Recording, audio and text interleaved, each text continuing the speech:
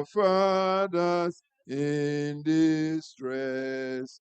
Praise him still, the same forever, slow to chide and swift to bless. Praise him, hallelujah, glorious in his faithfulness. The third one. Tenderly he shakes and spares us, well our feeble frame he knows. In his hands he gently bears us, rescues us from all our foes. Praise him, hallelujah, while as his mercy flows. Fourth one.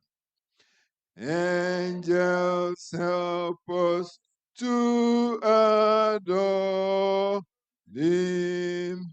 Ye behold him face to face. Sun and moon bow down before him. Dwellers all in time and space. Praise him, hallelujah. Praise with us the God of grace. Amen. What a great opportunity for us to join the angelic host to praise him this morning. To God be the glory. Let's start our service by singing 524. 'Tis so sweet to trust in Jesus. 'Tis so sweet to trust in Jesus. Let's rise as we sing. It's so sweet to trust in Jesus. 'Tis so sweet to trust in Jesus, just to take him at his word, just to rest upon his promise, just to know thus says the Lord.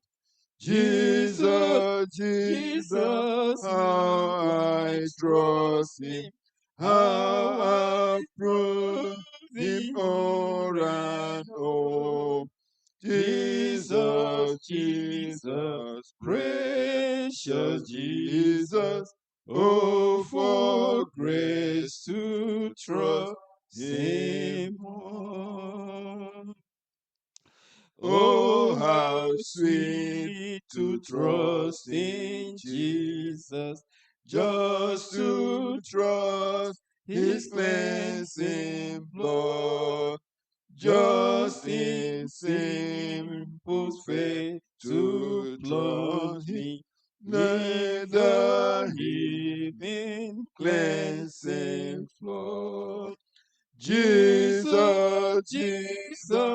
how I trust him, how I prove him o'er and o'er.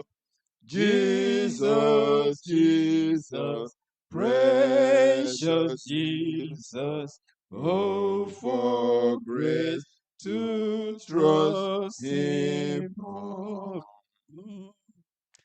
Yes, 'tis sweet to trust in Jesus, just from sin and self to cease, just from Jesus simply taking life and rest and joy and peace. Jesus, how I trust him, how I prove him o'er and o'er. Jesus, precious Jesus. Oh, for grace to trust Him. I'm so glad. Let's sing. I'm so glad I learned to trust Thee, precious Jesus, Savior, friend.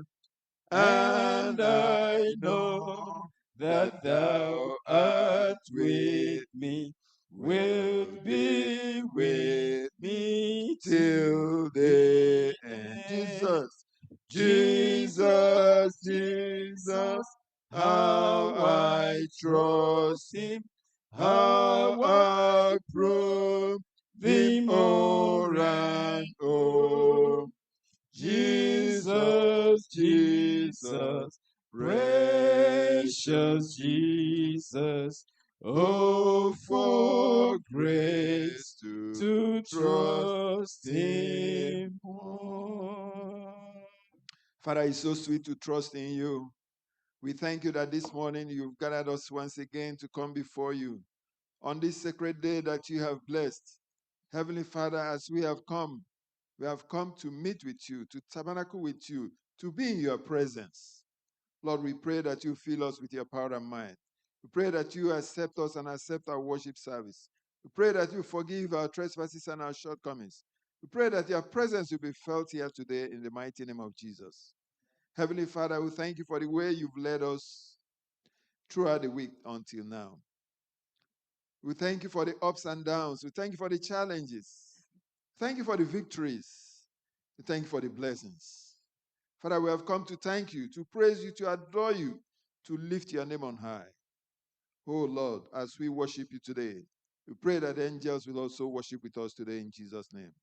There are many who are on the way coming, Lord, pray that you lead them safely to this place. Those who are still in the valley of decision, whether they will come or not, Lord, I pray that you move them to come and worship you today. As we have come to behold your presence, Lord, hear our prayers and answer us, Heavenly Father. There are many who will not be able to make it due to their own situation, Lord God Almighty. I pray in the name of Jesus that you meet them wherever they are and bless them also today in Jesus' name. May the blessings of the Sabbath be our portion today as we continue our service this morning in Jesus' mighty name. Amen.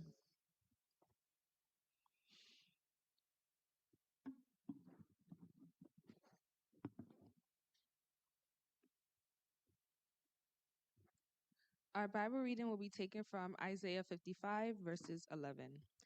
And it reads, "So is my word that goes out from my mouth. It will not return to me empty, but will accomplish what I desire and achieve the purpose for which I sent it." May the Lord bless his reading in Jesus' name.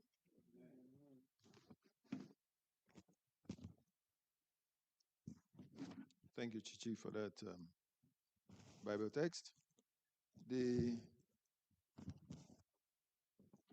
Today, we are growing in our relationship with our Master and our Savior. And we shall keep growing in his name. We looked at the role of the Bible last time. And today we are going to learn how to study the Bible. How are we going to study the Word of God, the Scriptures? Very interesting lesson. We have a role to play concerning our time, the place, deep Bible study, and double blessing. And it's so sweet. That's why we sang that song. It is so sweet to trust in Jesus. The Lord has prepared his servant who will lead us and guide us through this study. I pray that we all will contribute and participate to his own honor and glory as we study this lesson today in Jesus' name. Let us pray. Father, the time has come when we need you greatly. We pray, Lord, that you speak through your manservant now. Pour your Holy Spirit onto him and bless us. Grant us listening ears and open hearts to be receptive to your word. Teach us something that you've packaged for us today. And may your blessings continue to remain and abide with us as we study together. In Jesus' mighty name I pray. Amen.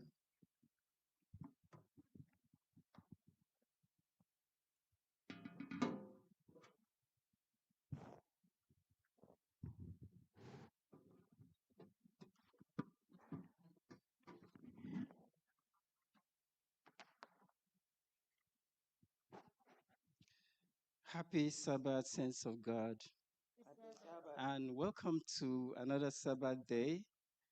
Um, Beautiful. It's kind of, cloudy a little bit now and rainy, but the Lord has blessed this day, and we just have to rejoice in it.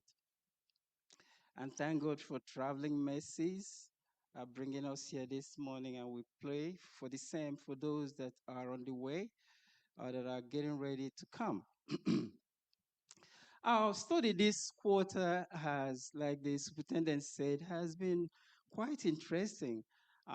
Things we think we know or that we have learned before are coming clearer and clearer. Last week, the role of the Bible in helping us in growing in our relationship with the Lord. And that last week, we saw that the Bible is a living, powerful word. We actually identified it as God's word, because in it, the Bible tells us that every word in the Bible was inspired, to correct us, to reproof us, and to teach us. So these are actually God's word. And I don't know if we really get it that closely, that anytime we spend time or find time to study the Bible, that we are actually having a conversation with our Maker. It's becoming so clear and so vivid that we need to start taking the Bible as a very most powerful weapon in our world today. So we're able to see the scripture as the authority. We saw the Bible truth. We saw Bible claims that we can always see and then hang on to. And then we finally, last week, we saw that the state of our heart is very, very important in learning the Bible and actually bringing us close in this growth, in this relationship growth. But today, we are actually going a little more practical. We are intentionally going to see how to study the Bible. And I did say that the Bible is actually God's word, inspired. And most times you even see Christ himself speaking. So the Bible is the most published book in the whole world. There is no other book close to it. It's also the most unopened book in Christian homes, because the Bible is bought and then kept in a shelf, and it keeps collecting dust. The Bible can be picked up anywhere. 99-cent store, you buy a Bible. Anywhere you can get a Bible today. But the unfortunate thing is that the books are not being opened. And it's not because believers don't believe that this is actually the Word of God. So, what do you think is happening? Why are Christians not reading their Bibles?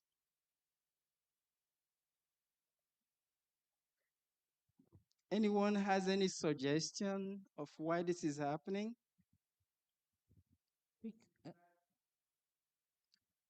Yes? Okay, distraction, that's one. Being too busy. Being too busy. Any other reason?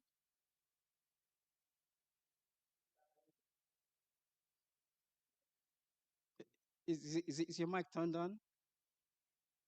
Is it turned on? No. Well, he's saying that yes, we are carried away with so many things. There are so many things around us that takes our attention, and because of that, the Bible, the very word of our Creator, and that communication we need to have with Him is pushed aside. We are focusing on every other thing around us. So we do not go back to it. We don't go back to it to search and find intentionally fixing our time to actually have that relationship with our God, which is required.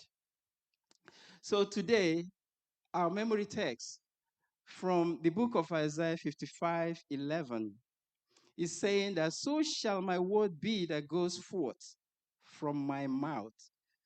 It shall not return to me void, but it shall accomplish what I please, and it shall prosper in the thing for which I sent it.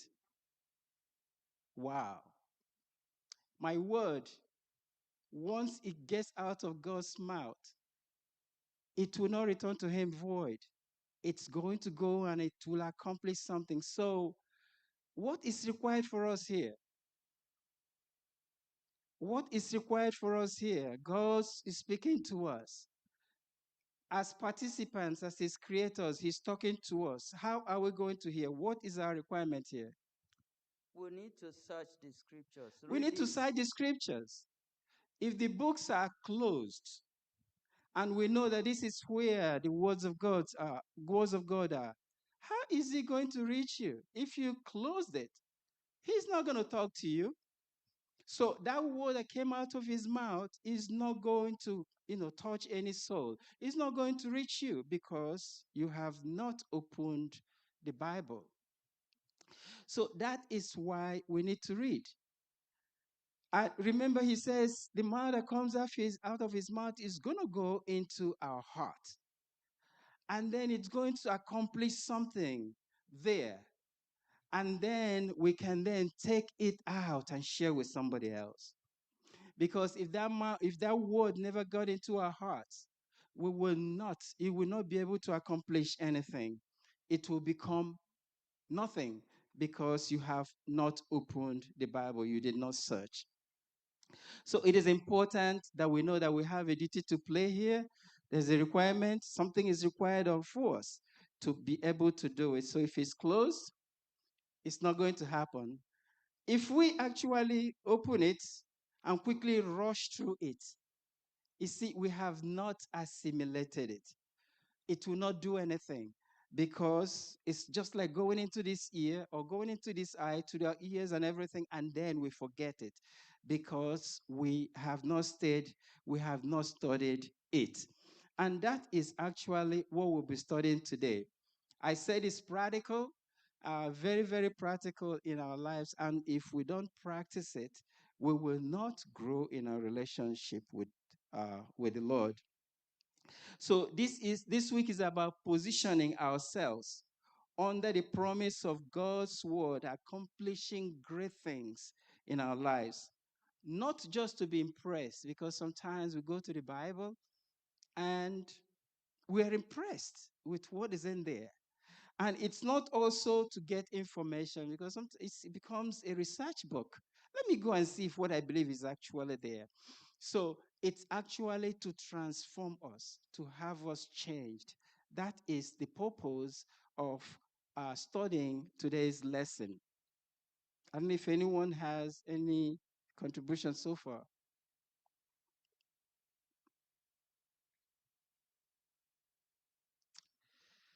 Okay, so on Sunday is time. We talked about the business and all the things that take all our attention. How much time did you spend this week on reading the Bible? I know it's a challenging question, but it's a question that I wish I would have asked when this church is full. How much time did you spend today, or through this week in communicating with your Savior?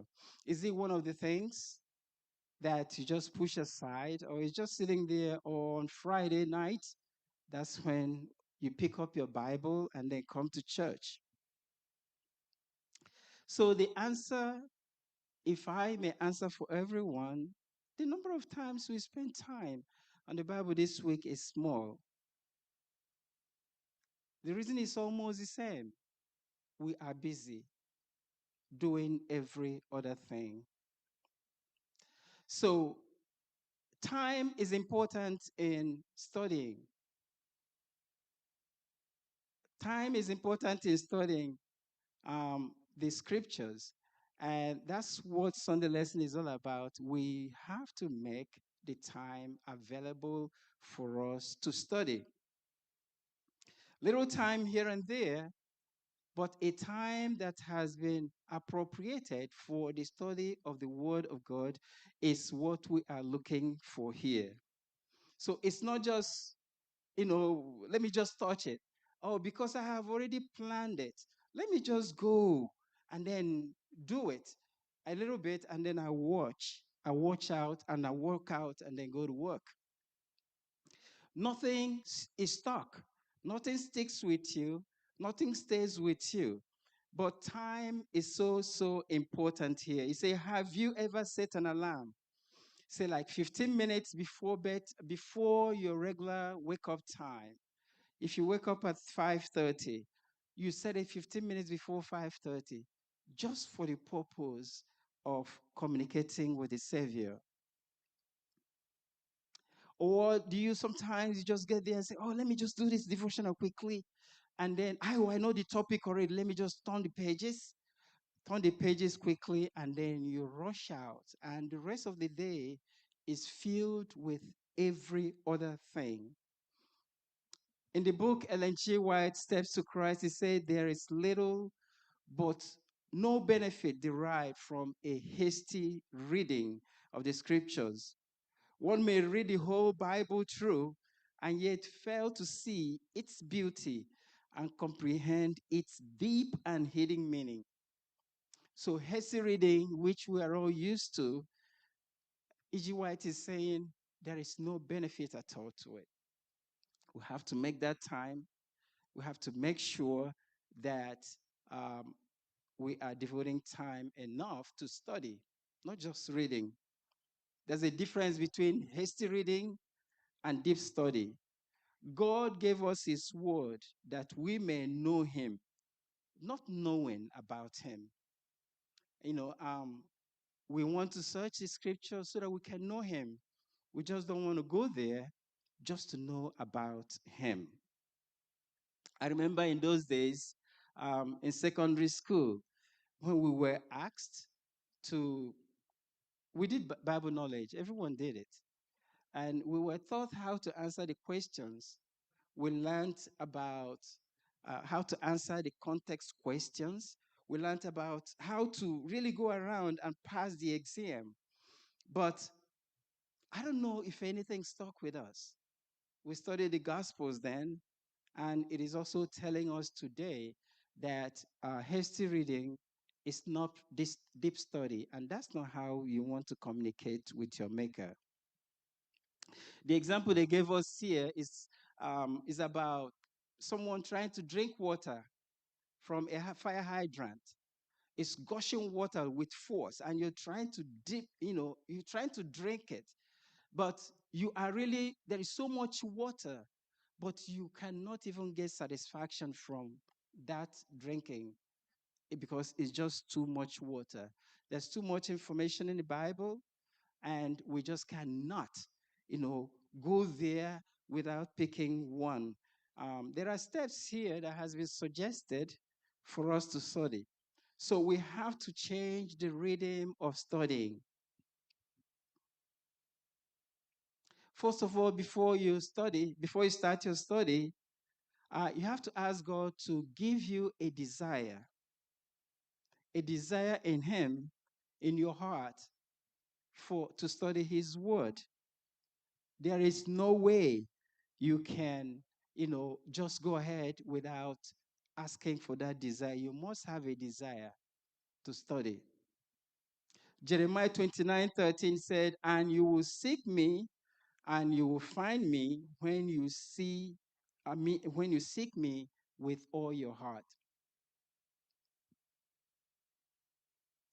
You will seek me and find me when you seek me with all your heart. You must have a desire. And that's part of the problem we have. We do not have a desire to have this communication with the Master. We must develop that desire, knowing that I'm going there to talk to the Maker of the whole world. And Psalms 37 verse 4 says that you delight in the Lord, and He will give you the desires of your heart. We must have that desire and that delight in the Lord. That is one first step we must follow. We must ask God to give us the desire to study His word. We will also surrender our time. Second step there is surrendering our time. Yes, we are all busy, like we have said, but there are many urgent things to do that can be, even at that we can also make space, to study the Word of God. We must surrender our time. Psalms 46, verse 10. And then before you start, you can say, I surrender all. Those are the suggestions that are being given to us here. Spend time with the Lord um, is the third reason. You must spend time with God even when you may not feel like it. Have you felt like sometimes you want to read the Bible and you don't feel like it? You are lazy about it. The writer is saying that we should try to spend time with God even when we do not feel like it. Because the reason is because she's telling us that habit takes about 21 days to form. If you are starting a new habit, it's going to take about 21 days for you to get used to it. So continue doing it. When you slack off, also try to get back there and then join the routine that you've already established. Time is not something we find, as we have seen here. It is a decision we have to make. We do not find time. There is no way you can come and say, oh, I have so much time with me. But it is a decision we have to make to spend that time with the Lord. I don't know. I'm speaking alone. Anyone has anything to chip in there?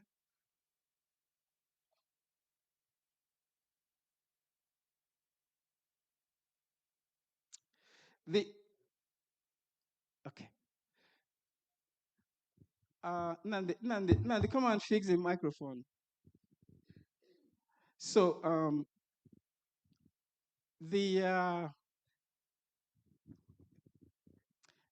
the illustration, Edoriak. Okay. Um,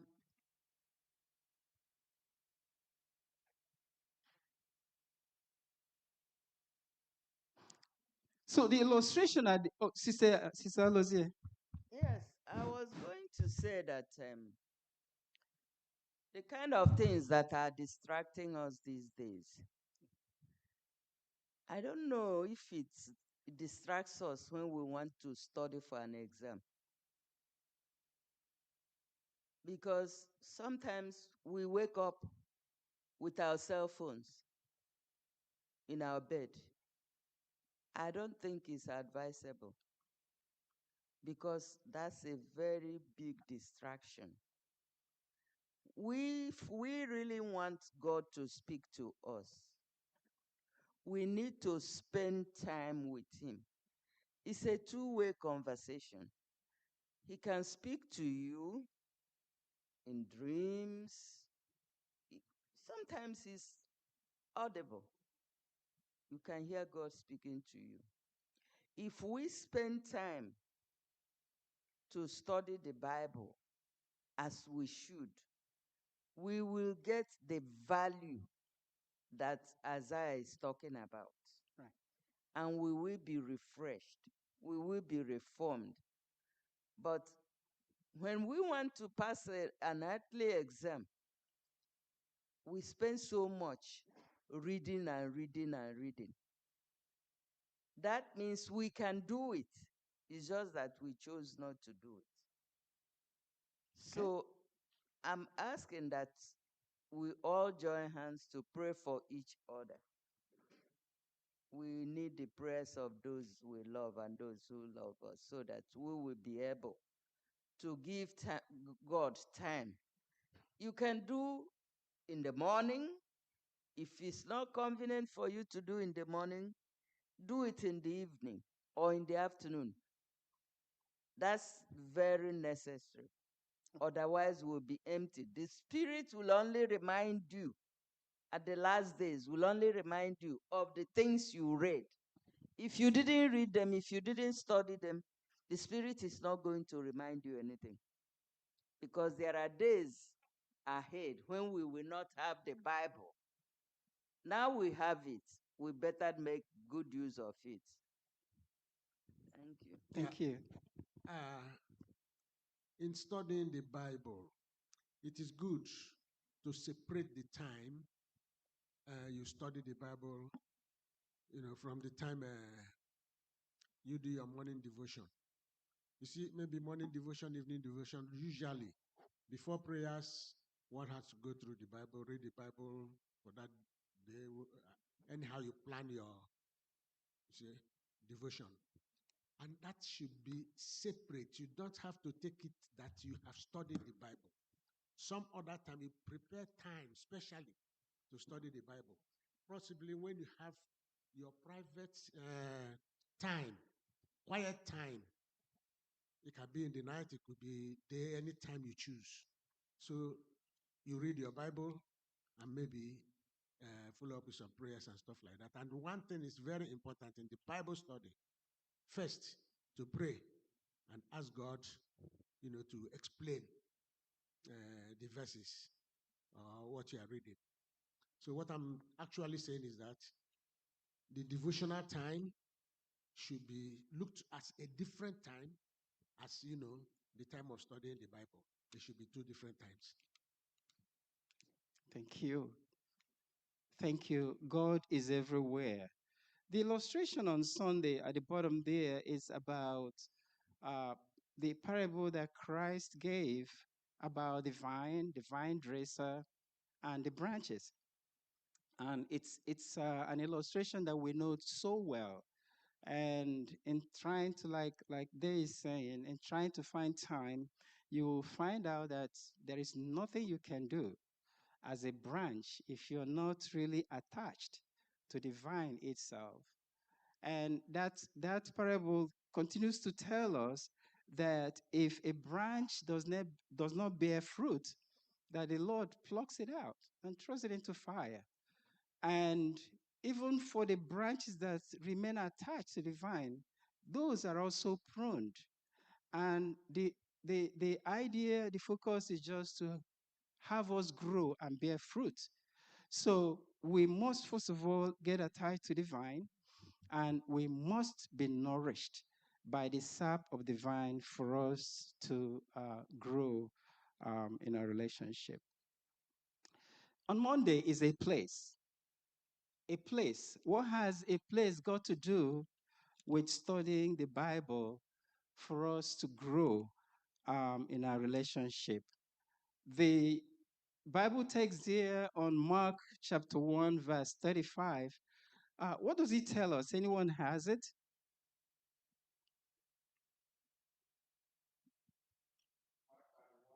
Verse 35. Yes.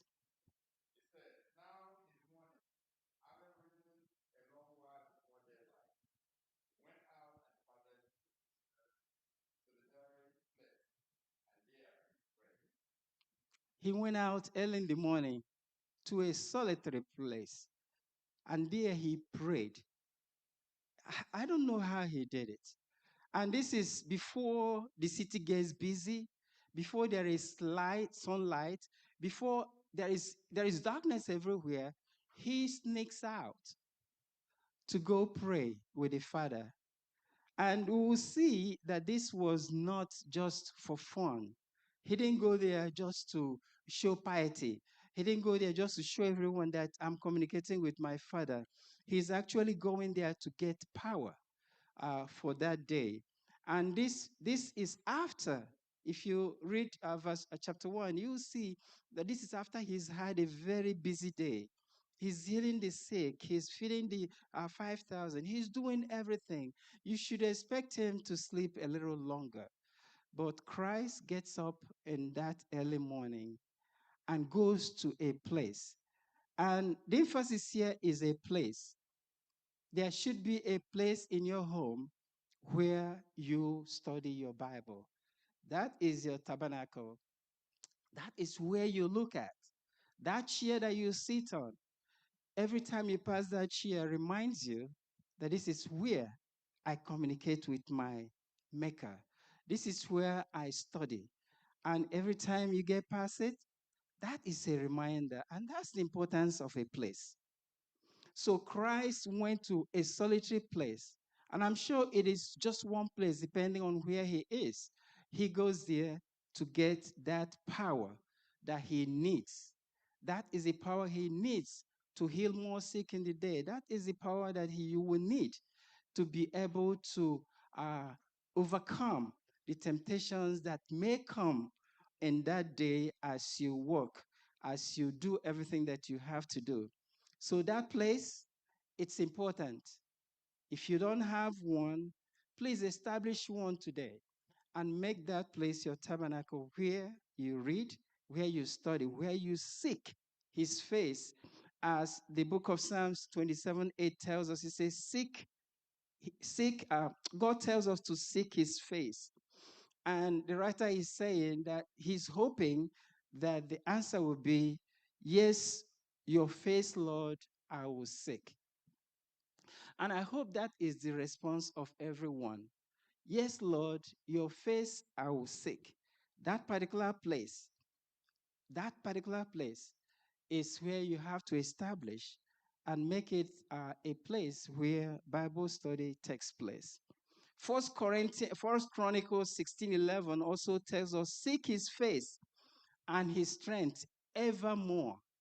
Seek his face and his strength evermore.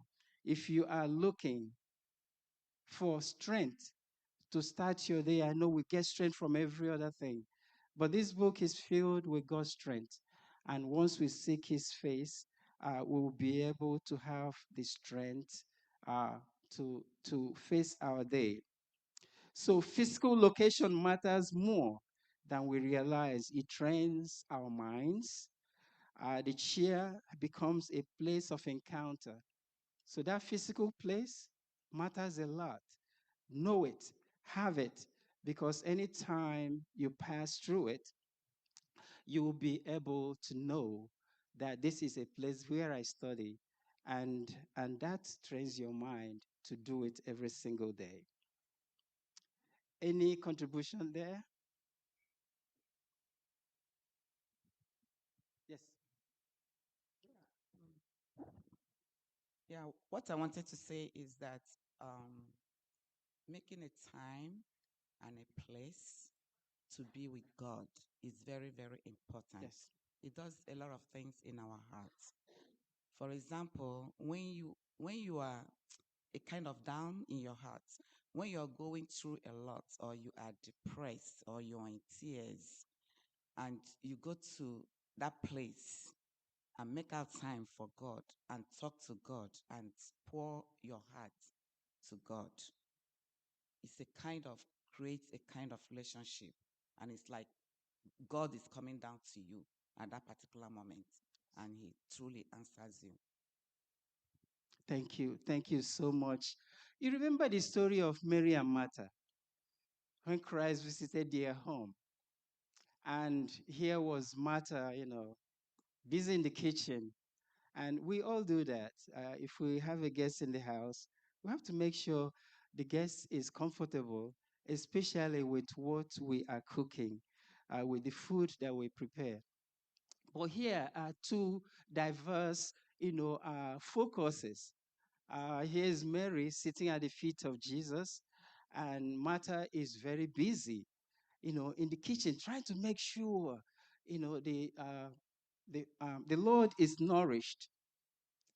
And it got to a point that she's now complaining. Can you just ask my sister to help me? Because I'm overwhelmed with doing the eba, or cooking the soup, or preparing whatever it is.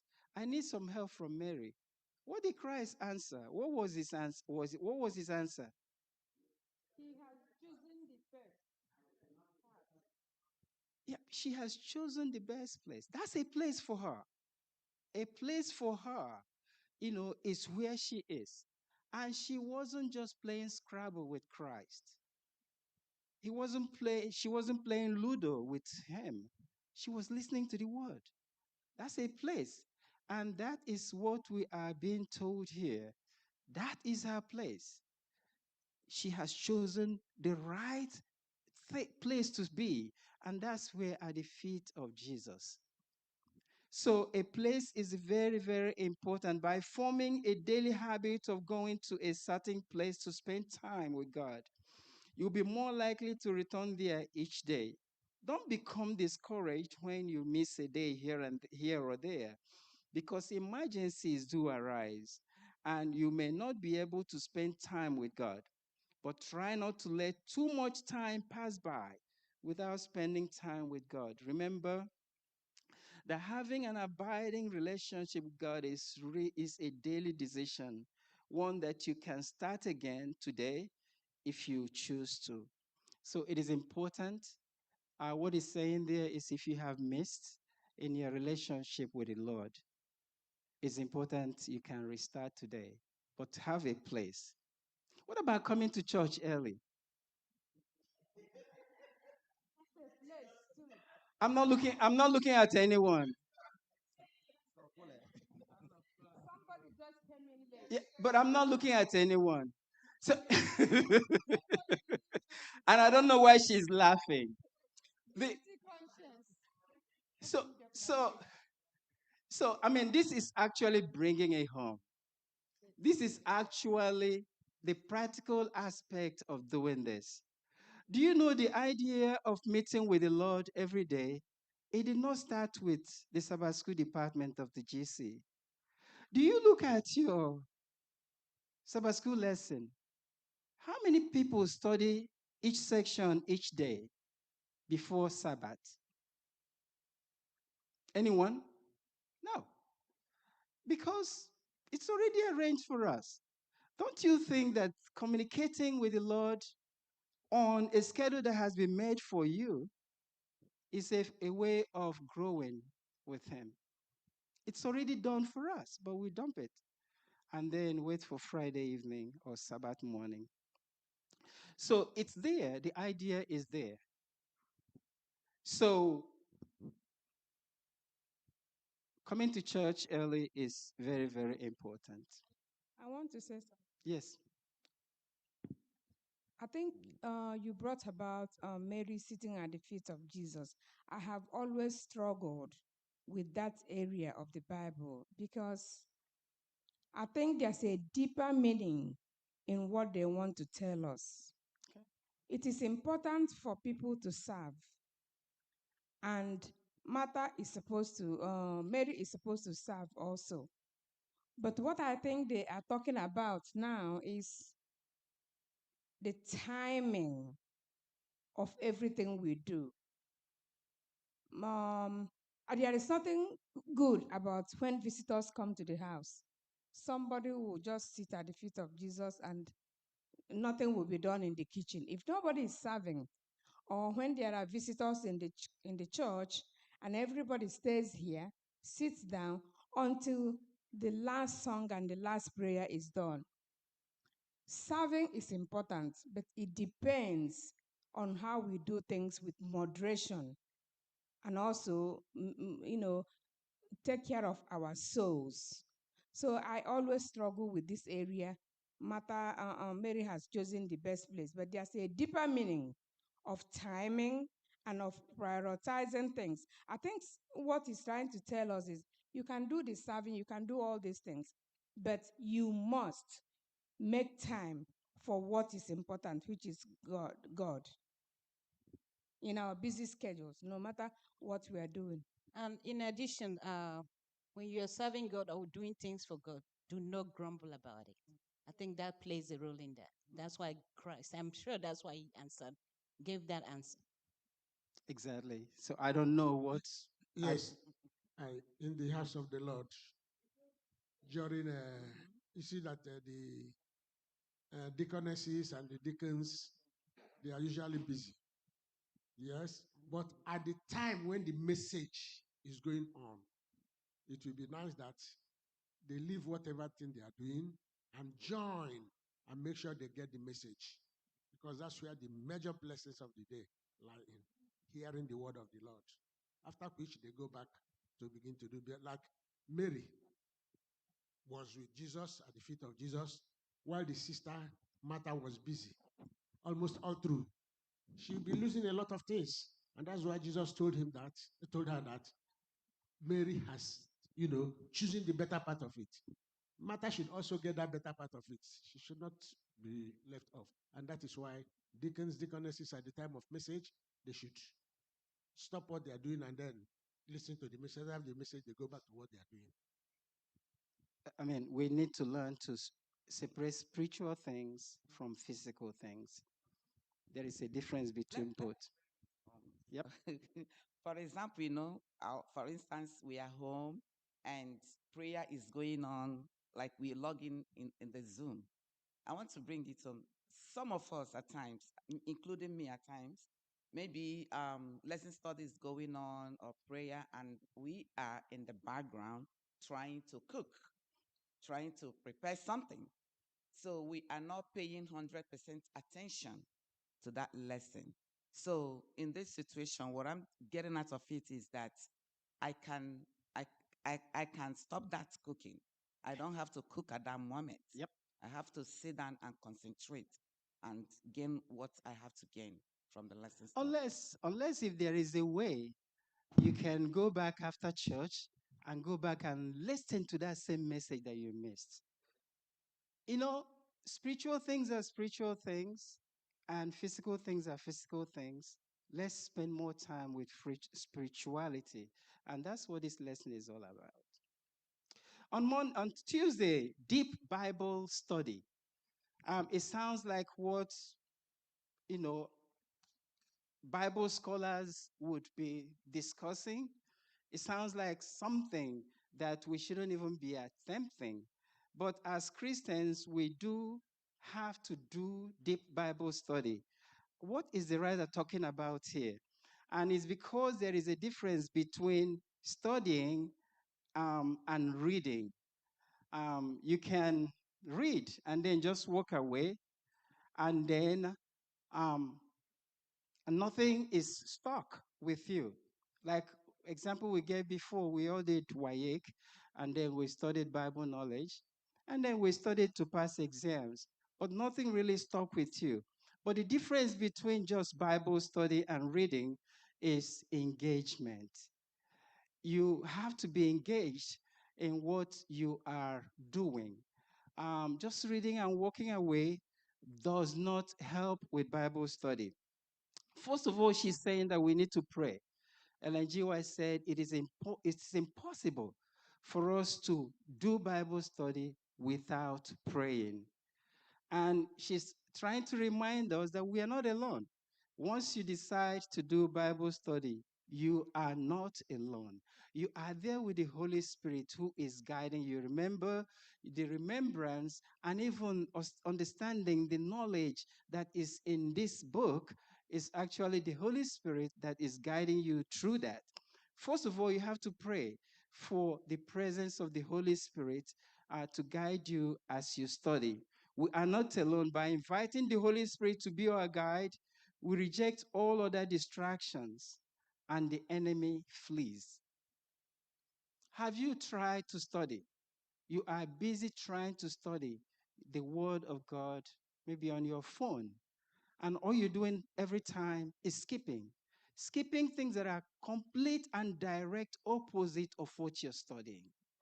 You are very busy skipping and skipping, and I wish there's a way they can have dedicated channels for study of the Bible. But the thing is that the Bible should never be studied without prayer. The Holy Spirit alone can cause us to feel the importance of those things easy to understood, or prevent us from wrestling truths difficult of comprehension. So you need the Holy Spirit to guide you as you study the scriptures. Second point, you have to write. Why is that important? You read and write, because she's telling us that writing helps to slow down our brain to think. So as you're reading a passage, you are writing it down, you are making sure that it's assimilated, because anything you write stays with you.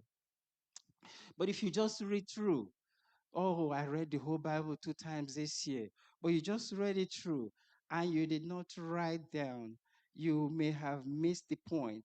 So when you write down, it is telling us that we need to go back and reread it and then underline it and then even highlight it.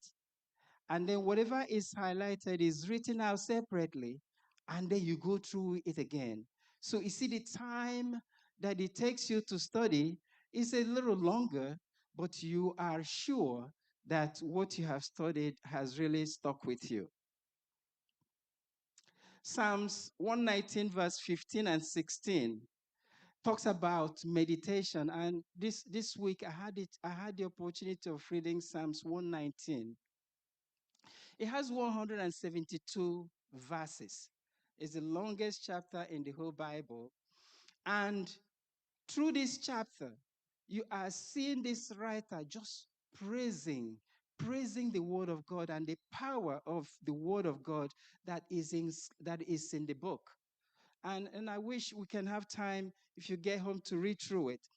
And how I wish we can feel that way, that the Bible is this powerful, and it's a living word of God that is actually inscribed in those pages. So first of all, we pray, we choose a Bible text, and remember there is verse, study, verse to verse study, and there is a book study, and there's chapter study. These are different ways of studying. So we choose a Bible verse or passage. We write the passage in a journal or portions of the passage that stand out as you read. Prayerfully, we read and we read the passage again, underline the key ideas. We write down what is underlined ideas tell us, and then we pray over these ideas and how they impact our relationship. Finally, what you have underlined and what you have brought out from that passage is now in you. Remember, we talked about that word coming out from his mouth and then accomplishing something in our heart. This is the time now that we can take what we have now studied and then we're able to share with people outside. So basically, this is deep Bible study. And it will be useless if we finish this study today and then we go away not practicing what has been prescribed here. So it is important that we continue to move from here. We have studied so much, and people writing just to help us to grow in our relationship with Christ. But we just leave this book and then pick up another one. So let's start practicing now and see what the Lord will do for us. E.G. White, in Counsels to the Writers and Educators, says that whenever people of God are growing in grace, they will be constantly obtaining a clearer understanding of the word. They will discern new light and beauty in its sacred truths. This has been true in the history of the church in all ages, and thus it will continue till the end. Let's continue to study. Let's continue to practice. Let's continue to put these things as a focus in our lives so that we can continue to grow in our relationship. Any contributions or questions? Yes. Regarding, oh, No, wait. That thing is turned up. Happy Sabbath. Happy Sabbath. Yeah, God has been very gracious to me. Personally, I love to write. So if you come to my place, there are lots of papers everywhere. I believe in this brain hand coordination thing. It helps me a lot right from school. So any little thing I want to learn, I always have to write, put it into writing. I have a place where I call my altar. So that is where I pray. That's where I do devotion. That's where I do anything from. And it's been very helpful for me. And another thing I like to do, I love to share. So I work, everybody knows who Nadia is. So I'm sharing with her. I'm talking to her every little thing I learn or that I know. I'm Sabbath school lessons, I'm discussing it because that way it helps reinforce the information to me. Anybody that I find available, I just discuss it with them. And so it's really very helpful and I find it very useful. Thank you. Thank you. Any other contribution there? Okay, on Wednesday is a double blessing. Double blessing. Just as our sister has said, you have learned it, but you have to share it. It becomes a blessing to you and a blessing to the one you shared it with. So Wednesday is about you and others. You and others. You have studied each morning, and then you have what you studied, and you are walking out with what you studied. Believe me, there is someone in that day that what you studied will touch. There are varied and many problems out there, but what you read about and studied may be useful to someone else. And if you did not study it, you will not be able to help alleviate a load that someone is carrying. Your private study may have equipped you for a conversation you never knew you were going to have. Because you studied it, it has equipped you to have a conversation that will change someone's life.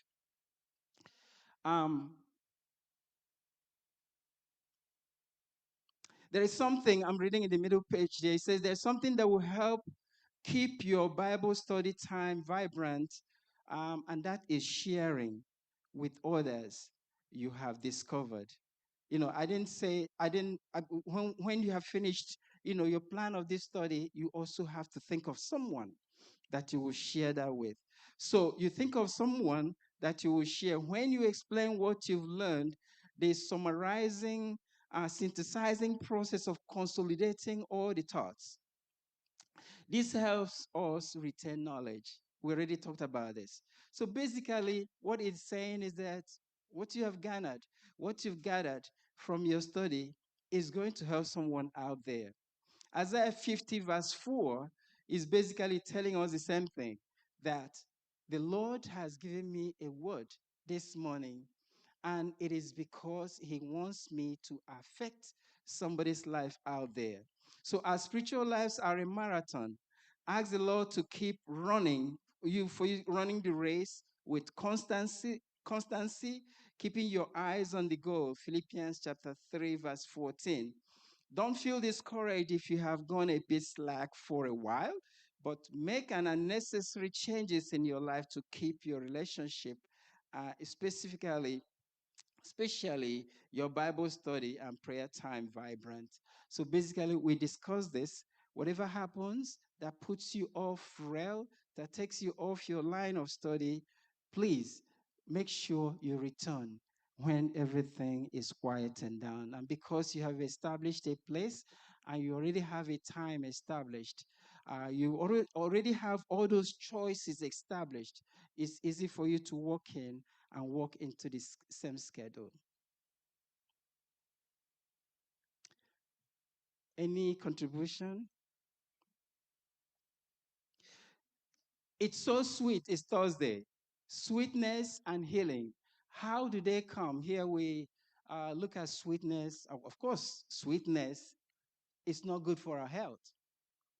And this week, I think, was it on TV? I was hearing something. There's a new ice cream that is added, cream cheese is added to it, something else sweet is added to it. And I was asking myself, who is going to eat that? And somebody said, I'll eat it once, just once. Sweet. It is so sweet, and we run away from it. But the book here, Psalms 119, verse 103 and 104, is telling us that the God's word is sweet. The meditation of it is so sweet. Can someone read 119 verses 103 and 104?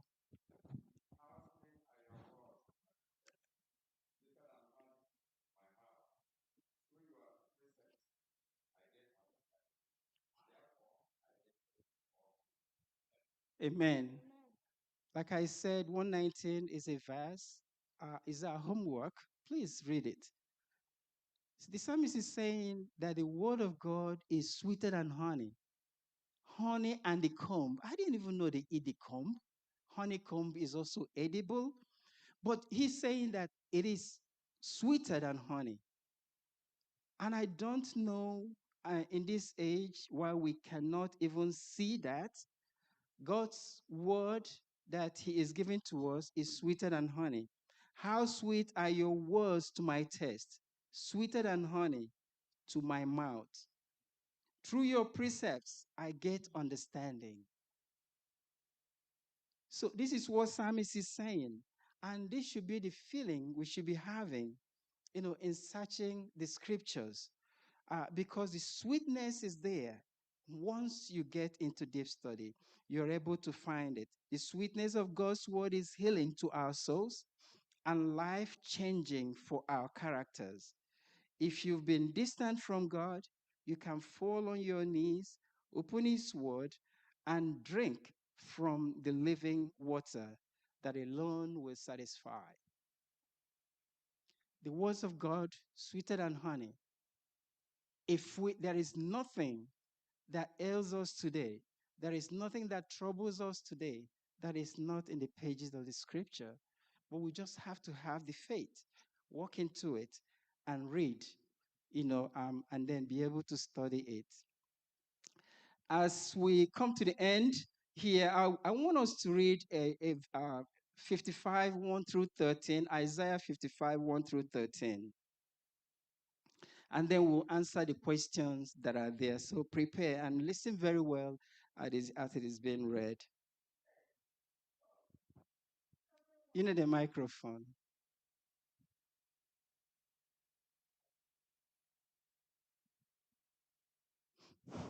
Yes. Oh, everyone who thirsts, come to the waters. And you who have no money, come, buy and eat. Yes, come, buy wine and milk without money and without price. Why do you spend money for what is not bread, and your wages for what does not satisfy? Listen carefully to me and eat what is good, and let your soul delight itself in abundance. Incline your ear and come to me. Hear, and your soul shall live. And I will make an everlasting covenant with you, the sure mercies of David. Indeed, I have given him as a witness to the people, a leader and commander for the people. Surely you shall call a nation you do not know, and nations who do not know you shall run to you. Because of the Lord your God and the Holy One of Israel, for he has glorified you. Amen. Sing the Lord while he may be found. Call upon him while he is near. Let the wicked forsake his way, and the unrighteous man his thoughts. Let him return to the Lord, and he will have mercy on him. And to our God, for he will abundantly pardon. Amen. For my thoughts are not your thoughts, nor are your ways my ways, says the Lord. For as the heavens are higher than the earth, so are my ways higher than your ways, and my thoughts than your thoughts. For as the rain comes down and the snow from heaven, and do not return there, but water the earth, and make it bring forth bud, that it may give seed to the sower, and bread to the eater. So shall my word be that goes forth from my mouth.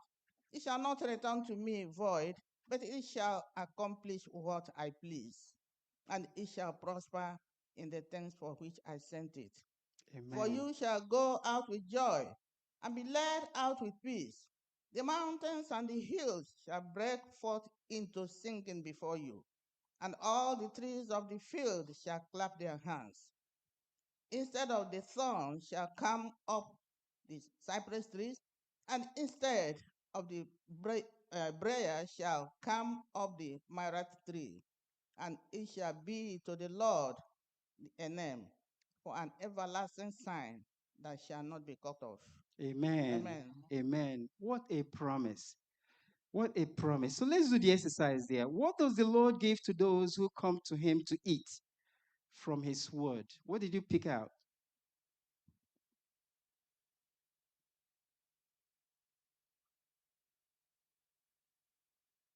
Did she read too fast? Are you searching? Give us his everlasting covenant. Yes. Water, wine, milk with and money, right? And it's actually without money. Yeah, it's actually telling us that we can go and buy food free. We are buying food right now. We are buying all the different things, all the different junkies that we are buying. We are consuming things in the internet that we shouldn't be consuming. And instead of actually growing, those things are actually dragging us down. So, what this passage is actually telling, come, buy it for free. I'll give it for free because you're spending money to buy what actually degrades you. But come, I'll give it to you. Water, wine, I'll give it to you without money. Okay, so very good here. Okay, so what is the invitation to you here? Come, just come. Come, listen, and leave, right? And leave. Come, listen, and leave. What is the challenge? What is his challenge? If the people will listen. Huh? Mm. In praying. Forsake our ways. Forsake what we're doing right now. Okay, and what is his promise? Everlasting covenant. The nations we do not know will come to us. Okay, the and he will have mercy and pardon us. the promise is that he will actually accomplish. His word will accomplish what he has sent it out to do. So that is his challenge and is a promise. We have to continue to eat this word that is so sweet. But it can do us for us only to the degree. I mean, God's living and powerful word cuts straight to our hearts, minds, and souls as it challenges us to grow in Christ. But it can do this for us only to the degree that we take time and effort. And yes, it takes effort, the writer is saying, it takes effort for us to do the deep study and study the word. On Friday, we have talked about time, we talked about place, we talked about method, variety, sharing. We also talked about the sweetness of God's word. Now, let's talk about something that could impact all of this. You may have all of this together, have everything set up, but there is one thing that may impact it. E.g., why it talks to us and counsels to writers about we can always learn from the Creator. If we go to the Bible with the attitude that we've already learned it, we have listened to so many sermons, so what is there? I heard it before. It's the story of David and Goliath. I heard it before. But the A.G. White is warning us against that attitude of saying, I already know it. Why do I need to listen to it again? She's telling us there's always something. There's always a new thing. Once if you deeply search, there's always something new you will find in a story that you already learned. So attitude is one thing that could crush every effort we have made. We need to remove that. Secondly, we also have to try not to get into the Bible study with an attitude of saying that let me go there and prove what my pastor has told me. Once you walk into the Bible with that attitude, you already have an attitude that's already made up. You are not going there to search. Remember, we talked about humbling ourselves, being prayerful, and then keeping ourselves focused and asking with prayer through the Holy Spirit to guide us through our study. So these two attitudes may crush everything we have done and then bring us to square one. It's important that we remove attitude as we make our minds to study the Bible. The summary of the lesson. Personal Bible study is at the heart of having a vibrant and enduring relationship with God. God's word speaks into our 21st century lives in meaningful ways, just as it has done during the past centuries.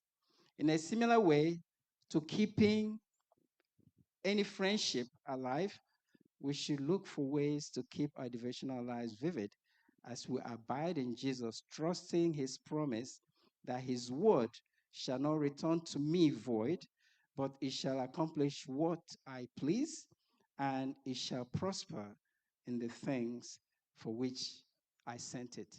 May the Lord bless us as we continue to learn. Amen.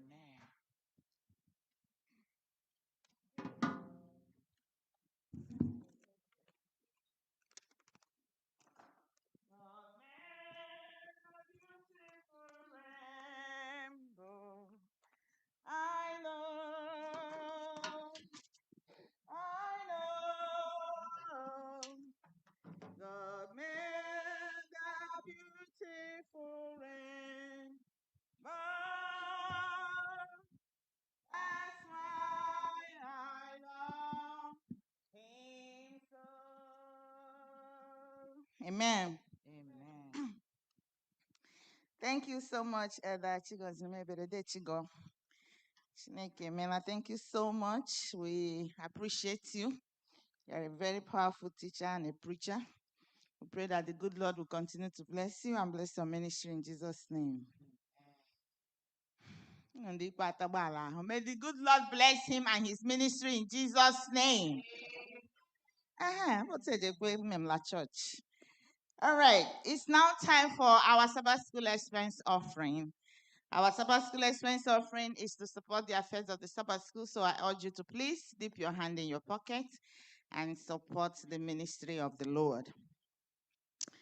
For those who are online, we have an Adventist Giving app. We also have the Zelle account. We have the First Igbo app. So many avenues available. If you are, can you please display our online giving platforms, communication department? Thank you. And those who are in church, if you want to use those avenues too, it's available. And if you want to come here and give your offering, you can do so. While I sing this song that has been in my mind all week, I've been looking for the Igbo version. I can't find it. I'll be looking at English and I'll be translating it. How sweet are the tidings, SDA 442. Ozinka dị ụtọ na ntị onye ije, ọ na-eje ije ya anya n'ụlọ.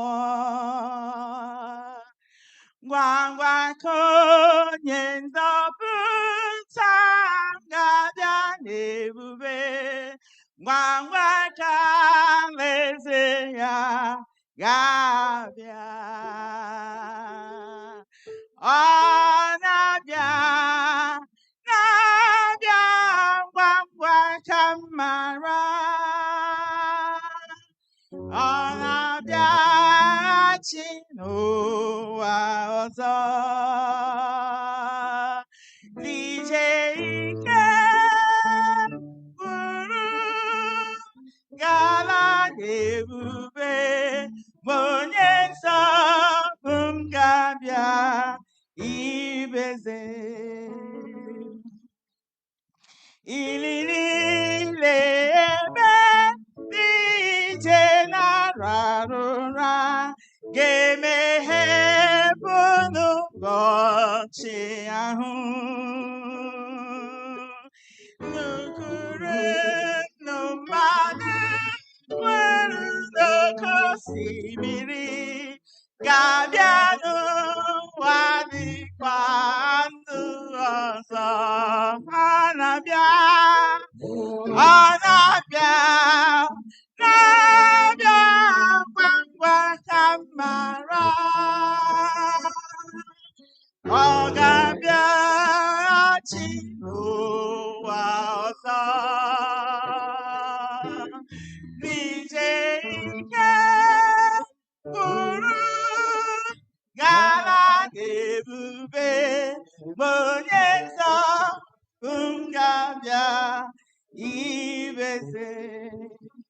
The last one.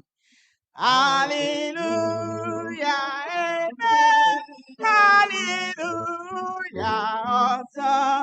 Anyị kwesịrị, anyị ga-adị ya.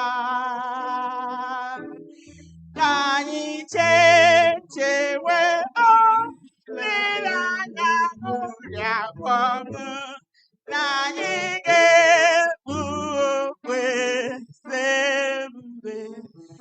Ọ na-abịa, ọ na-abịa, na-abịa ngwa ngwa ka m mara.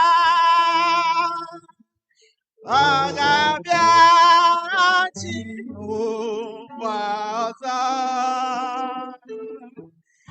Ije ike buru gala ebube bụ onye nsọ ga-abịa ịbụ eze. Amen.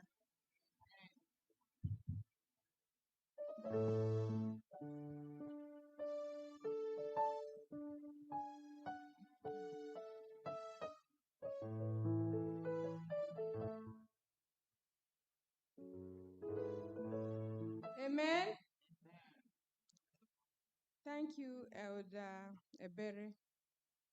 You need to be teaching more. That lesson was purely explained and digested, and I do not have to go into it anymore. We have heard what the Lord wants us to do about His Bible, how to read it, make time for it, be intentional, and make that time. That's where the problem is. And the only way you can make that time if you remember who you are dealing with. That's all I have to say. It is intentional that you just like you make a schedule. I'm going to cook today. I'm going to work today. I get to work super early. Why can't I get to church super early? Is it because nobody is docking me when I come late here? Something is happening that we don't know. So we have to make sure that we follow the time, the place, and read deep. Follow Christ's example. And as you do that, may the Lord bless you in Jesus' name. Amen. We will be back here next Saturday, same station, to study lesson number 6, which says prayer warriors. I like that. And the memory test is coming to us from Psalm 116, verse 1 and 2, which reads, I love the Lord because He has heard my voice and my supplications, because He has inclined His ear to me. Therefore, I will call upon Him as long as I live. Amen? Amen. So please study this lesson and get ready. It's going to be beautiful. All of us here are supposed to be prayer warriors. As we study, may the Lord bless us in Jesus' name. Amen.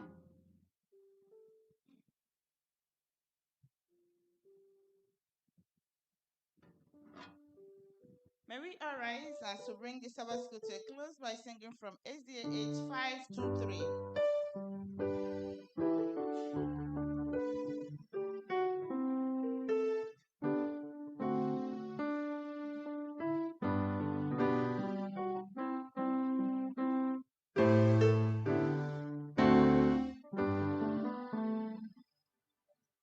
My faith has found one resting place, nothing else than Thee.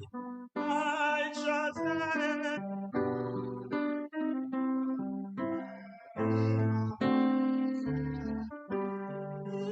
I need no other, I need no happy. It is enough that Jesus died and rose again for me.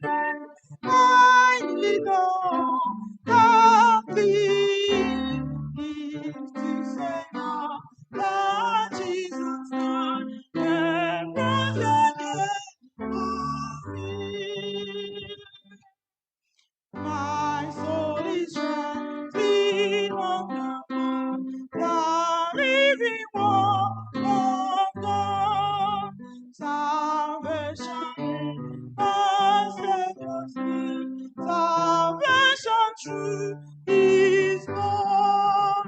I need no other evidence. I need no nothing. It is enough that Jesus died and rose again for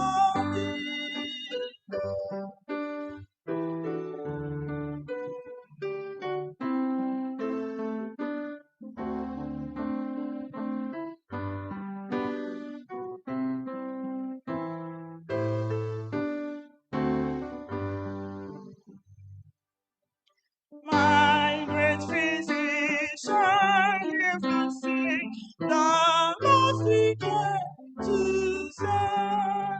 For me is precious body shed, for me is not began. I need no other evidence. I need no nothing. It is enough that Jesus died and rose again for me.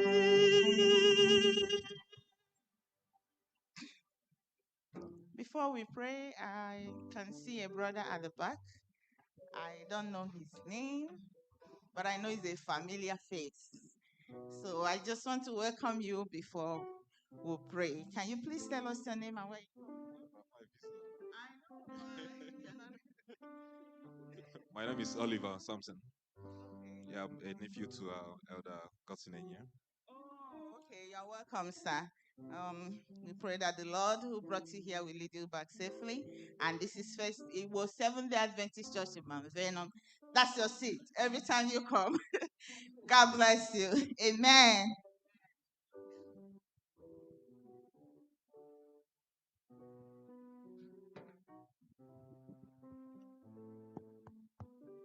Let us pray. Father Divine, we thank you so much for leading us through the week, through the highways and byways of life, through good times and bad times. You did not allow us to be discouraged. You gave us hope. You gave us food. You fed us through the week. And you brought us this morning to worship you. We say, may all the glory and honor be unto your name in Jesus' name. Father, as we have gathered today, may this gathering not be in vain. Father, we have studied a very serious and important lesson, how to read the Bible. Father, you have explained everything to us to make time for you, to go to a quiet place, to be intentional about studying your word, not to study it just like a book, but to study it like we're studying what the master of creation has told us to know about him. Father, your word, your Bible there is nothing that is not there. It is holistic. We find your promises there, comfort there, healing, and everything is very inclusive. And we just put it aside and be doing our own thing. Father, since we have heard this message again today, help us, send us your spirit individually and collectively to dwell in to make time to dwell in the secret place of the Most High God. Because you said that those who dwell in your secret place and abide with you, they will flourish. They will lack nothing. Father, inspire us. Help us to even understand who you are and what you can do so that we can take your word seriously. Father, as we worship today, may this worship not be in vain.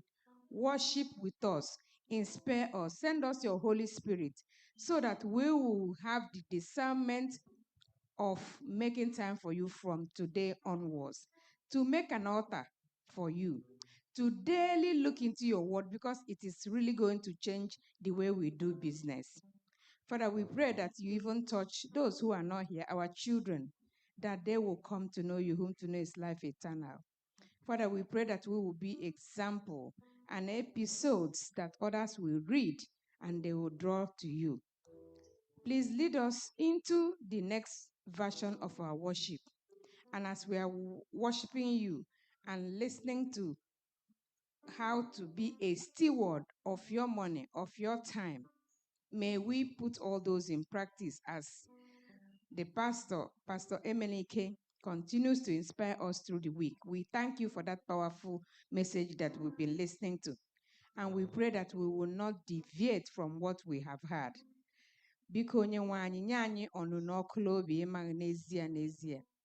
Nyere anyị aka, mere anyị ebere, anyị adịghị ike, gị onwe gị dị ike. N'ime ihe niile, Jehova, biko zita mmụọ nsọ ka ọ bịa ebinyere anyị.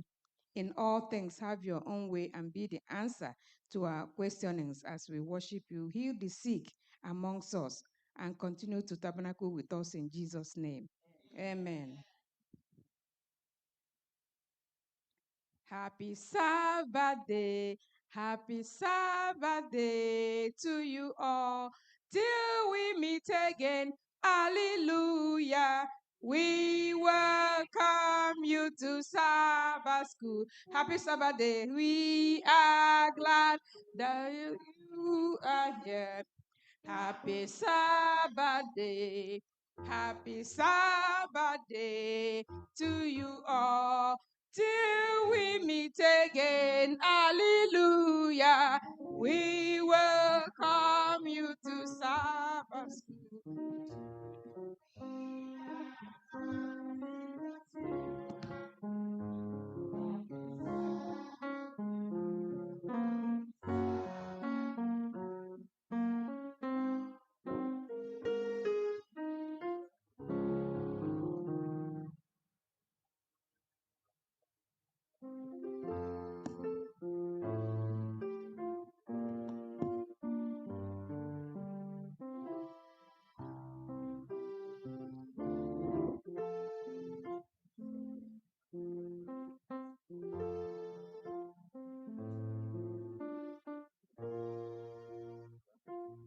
Happy Sabbath, church. Happy Sabbath, church. Let us open our hymnals as we sing praises to our King. Amen. Anyone has a special number? 422.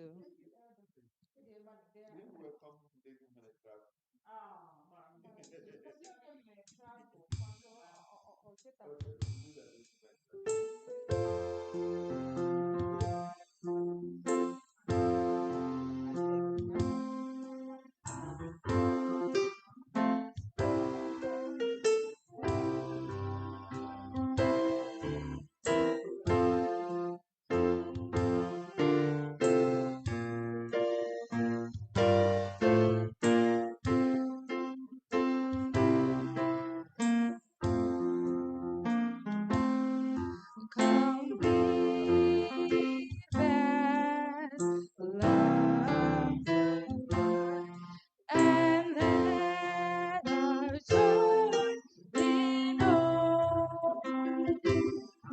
Join in the song with sweet accord. Join in the song with sweet accord. And dance around the throne and dance around the throne. We're marching to Zion, beautiful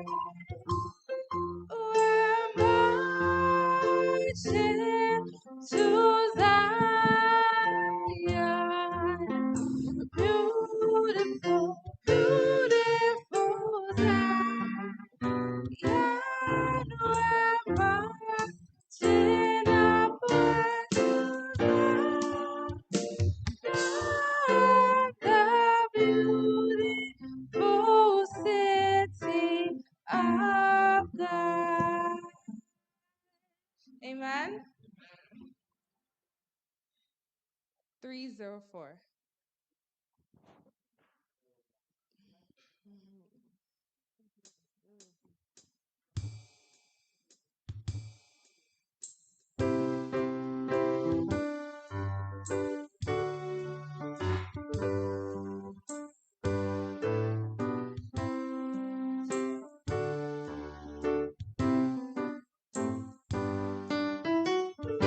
Love our Father, siblings still, in spite of and fire and sword. Oh, how our hearts beat high with joy whenever we hear that glorious word. Faith of our Father's holy faith, we will be true to thee till then. Our Father chained in prison's dark, we're still in heart and conscience free. How sweet will be their children's faith if they like them could die for him. Faith of our fathers, holy faith, we will be true to thee till then.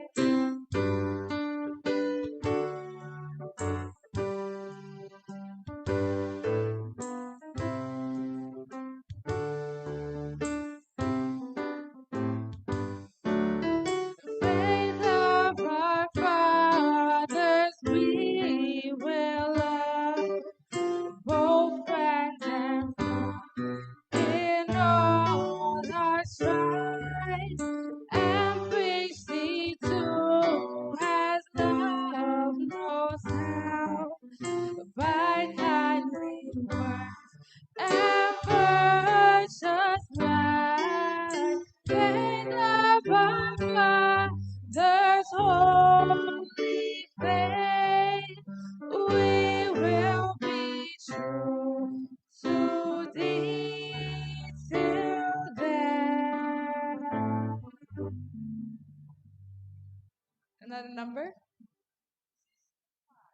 625.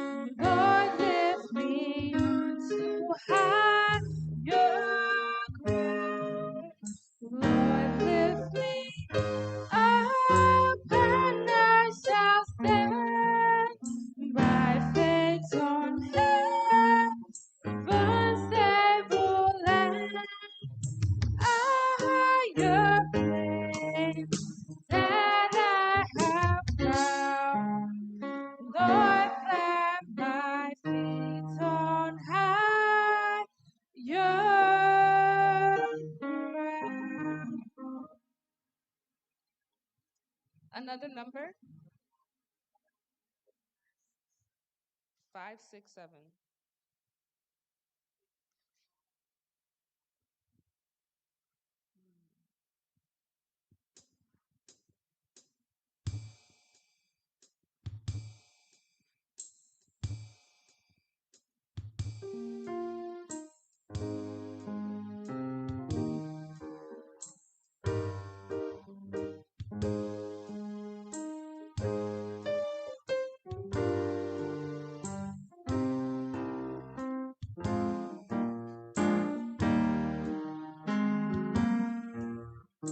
Have thine own way, Lord. Have thine own way. Thou art the potter, I am the clay. Mold me and bend me after thy will, while I am waiting, yielded and still. Have thine own way, Lord. Have thine own way. Search me and try me, Master, today. Whiter than snow, Lord, wash me just now, as in thy presence, humbly I bow. Have thine own way, Lord. Have thine own way. Wounded and weary, help me, I pray. Power, oh power, surely is thine. Touch me and heal me, Savior divine.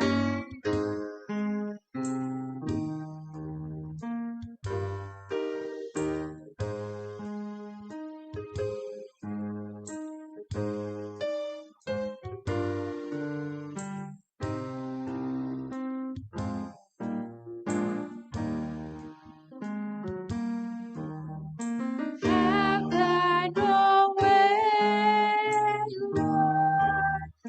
Have thine own way. Hold on my being, absolute sway.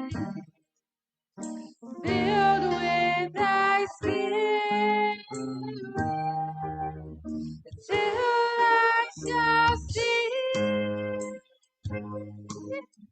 Christ only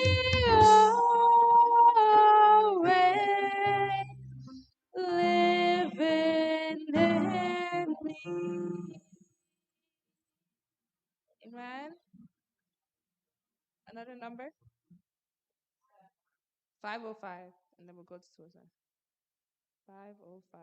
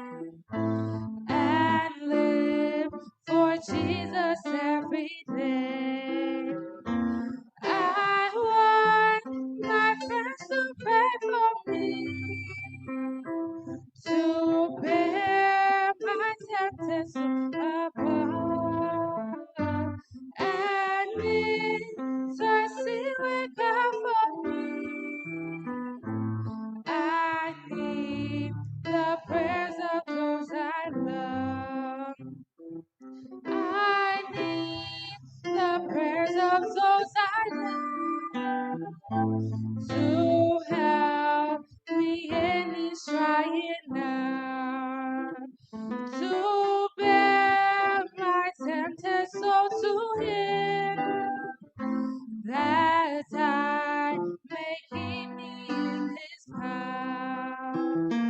I want my friends to pray for me, to bear my tempted soul above, and intercede with God for me. I need the prayers of those I love.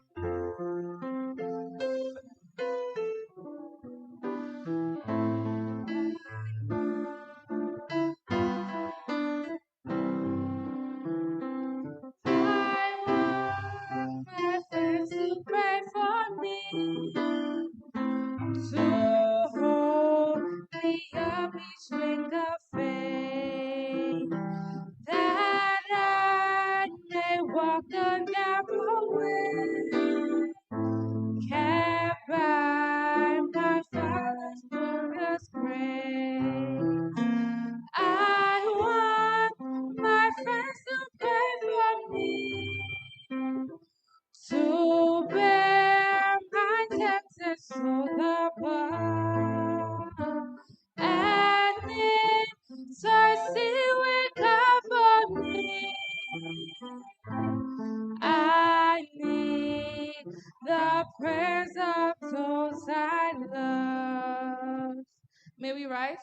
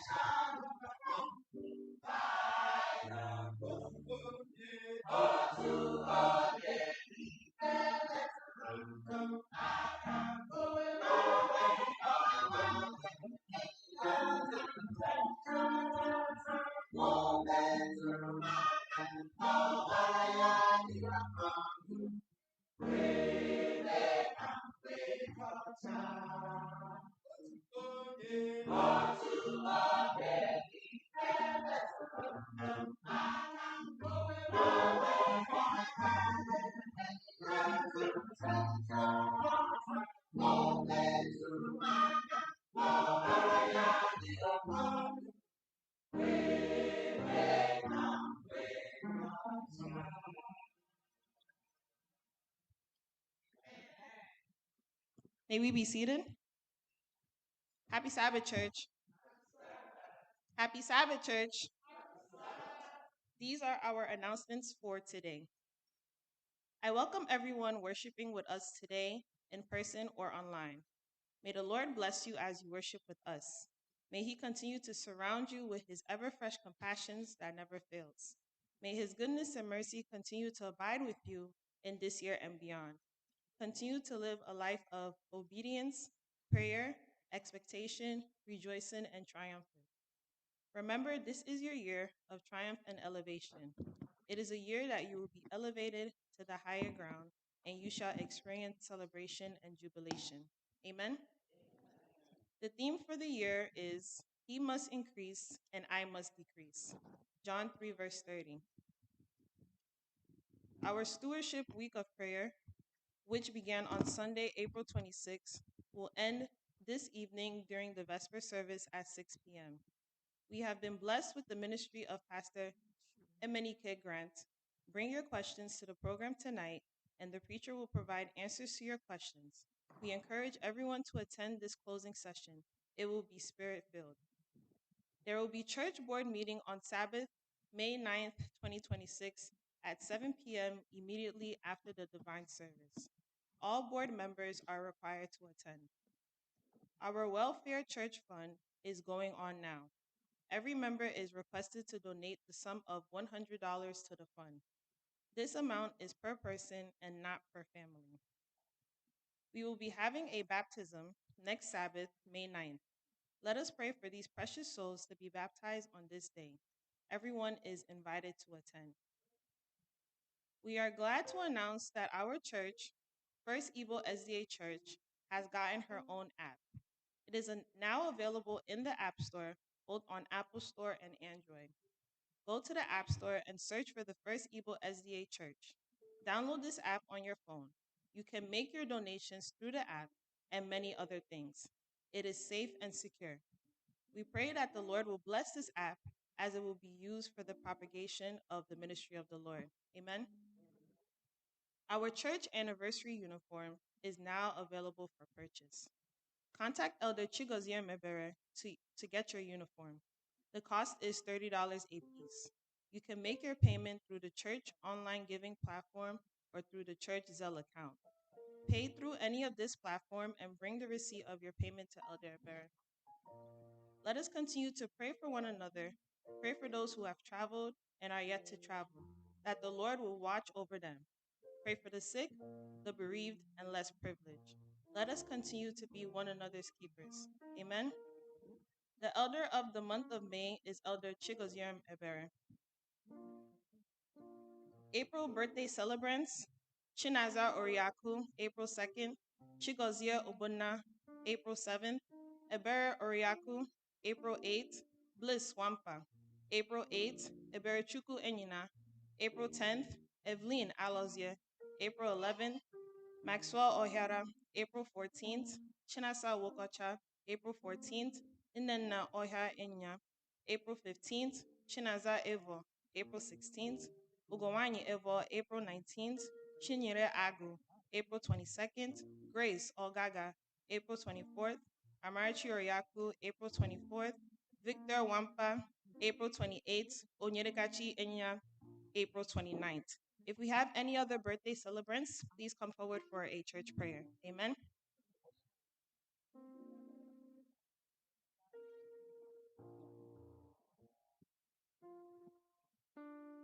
April celebrants, please, can you come forward?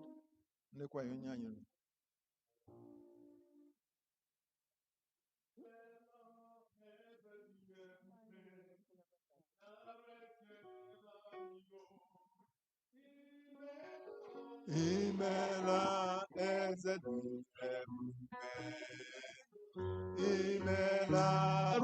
ekele imela o eseghị ebube ebubele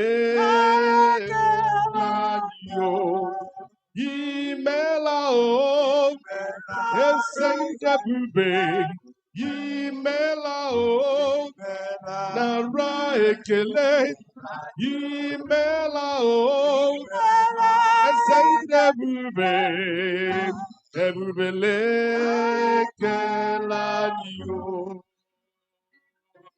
imela eze dị ebube imela nara ekele anyị o imela o eze dị ebube nara ekele anyị o imela o eze dị ebube imela o nara ekele imela o eze dị ebube ebubele ekele anyị o imela o eze dị ebube imela o nara ekele imela o eze dị ebube ebubele ekele anyị o. Amen. Amen. The last April 28. Anybody April 30? No, April 30. So we have April 28. So to God be the glory. April what? 28. Oh, there are two of them. To God be the glory. So the Lord, we have people online too who are April. Okay. Amen. Amen. Amen. Amen. So because of time, we want to hand them over to the Lord who has sustained them till today, that they will hold on the faith until Jesus comes. So let us pray. Heavenly Father, we give you glory and honor for this group of people, April birthday celebrants, who have appeared before your throne at this time. Heavenly Father, may you bless them in Jesus' name. They have recognized that it's only you and you alone that have sustained them till today. When they were sick, you healed them. When they needed help, you were there for them. Oh, Father, you provided for them. Thank you, Father, for what you have done. And they are praying, Lord, that you're going to bless them the more. That by this time next year, we shall gather again to celebrate your goodness. So, Father, I lift them up before you now, that you hear their prayers whenever they call you, that you answer them in time of trouble, that when they pass through the water, you will be there for them. When they pass through the fire, they will not be burnt. Heavenly Father, going to carry them in your hands. Now, Lord, I surrender them in the name of the Father, in the name of the Son, and in the name of the Holy Spirit. Amen.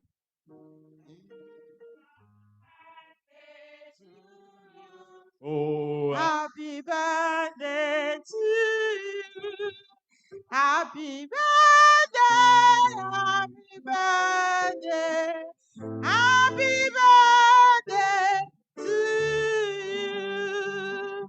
May the good Lord bless you. May the good Lord bless you. May the good Lord bless all of you.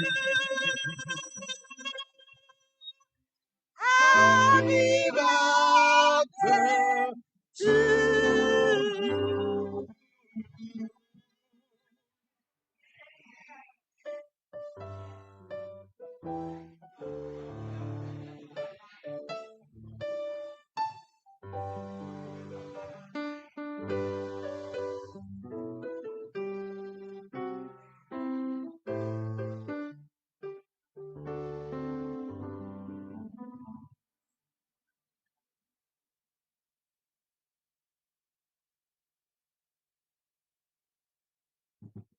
Happy Sabbath, church.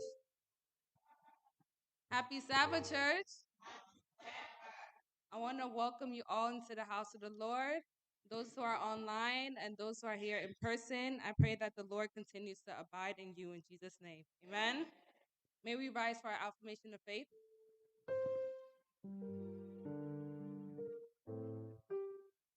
Our affirmation of faith will be taken from Revelations 14, verses 6 to 7.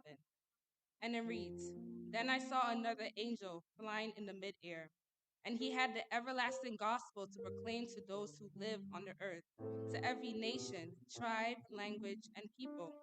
He said in a loud voice, Fear God and give him the glory, because the hour of his judgment has come.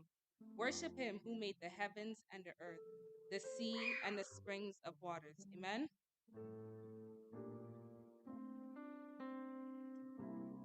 Our call to worship will be taken from Psalms 33, 20 to 22, and it reads, Our soul waits for the Lord. He is our help and our shield, for our heart shall rejoice in him, because we have trusted in his holy name. Let your mercy, O Lord, be upon us, just as we hope in you. May the Lord bless this reading in Jesus' name.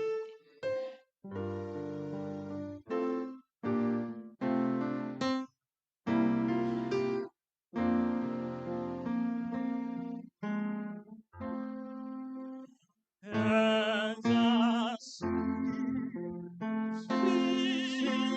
spirit in his face of the God that is the spirit of the Lord. There are sweet essentials on each face,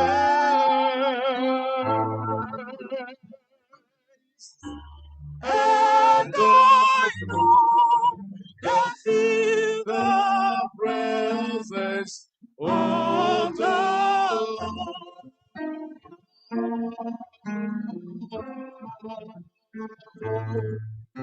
Sweet Holy Spirit, sweet heavenly dove, stay right where we are. Feel us sweet love.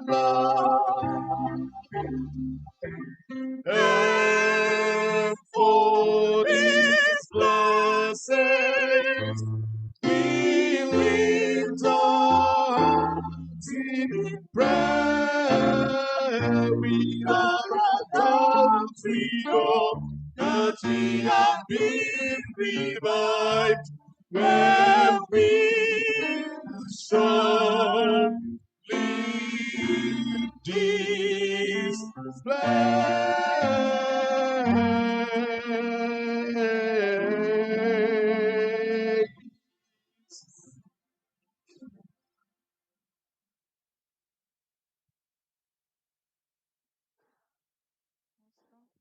Pastor Grant.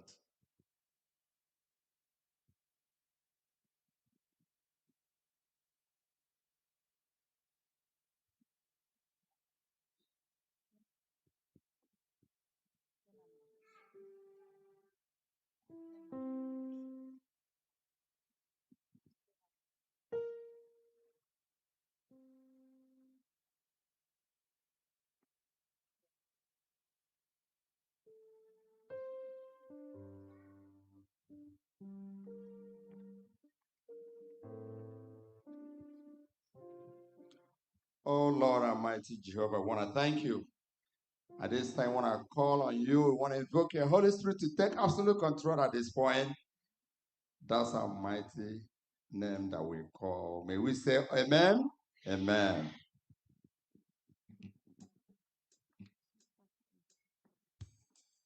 Shall we remain standing as we open the divine service with the use of SDA 638?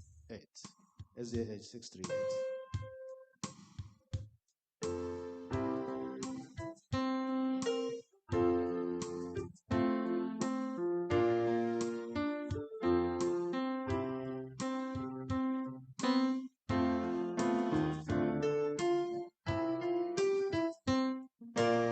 638.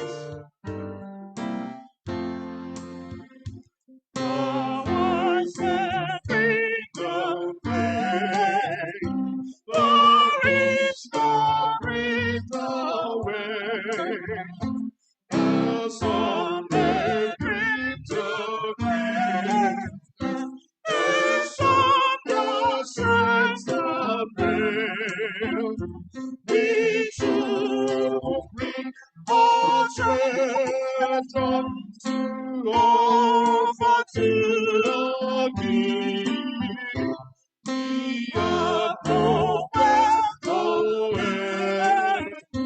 What shall we children be?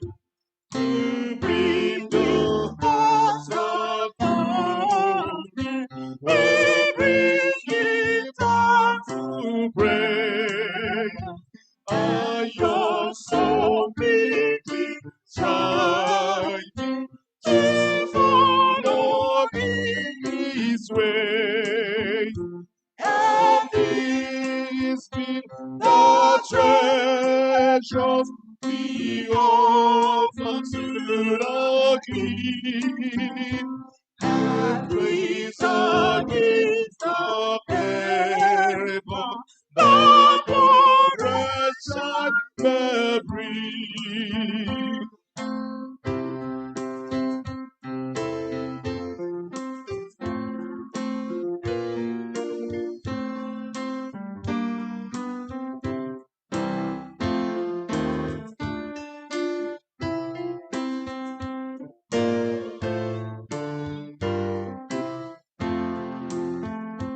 We bring nothing to soon. We are to the Israel. We tried our best to please Him. And Thomas to the place. And there are His treasures to offer to the King. The creatures gifts return, yet is a child may breathe.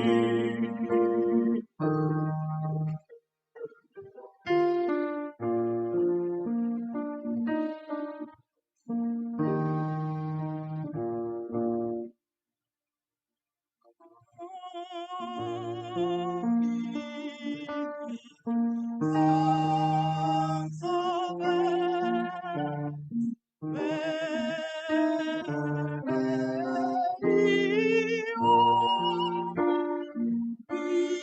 Oh, come to the mercy seat.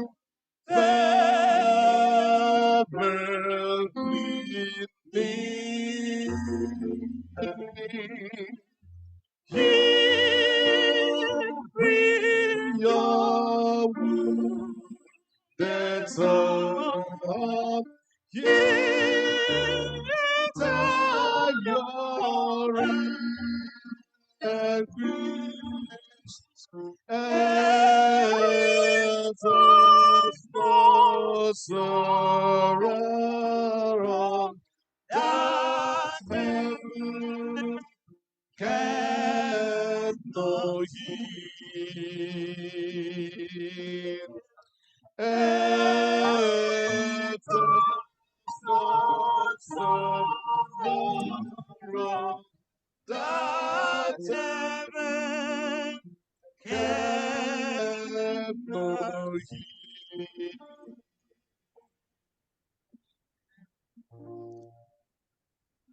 Before I start praying, I would like to say a verse, James chapter 1, 2 to 4.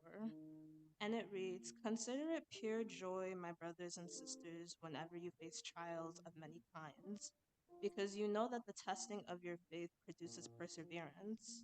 Let perseverance finish its work so that you may be mature and complete, not lacking anything. May we please close our eyes and bow our heads.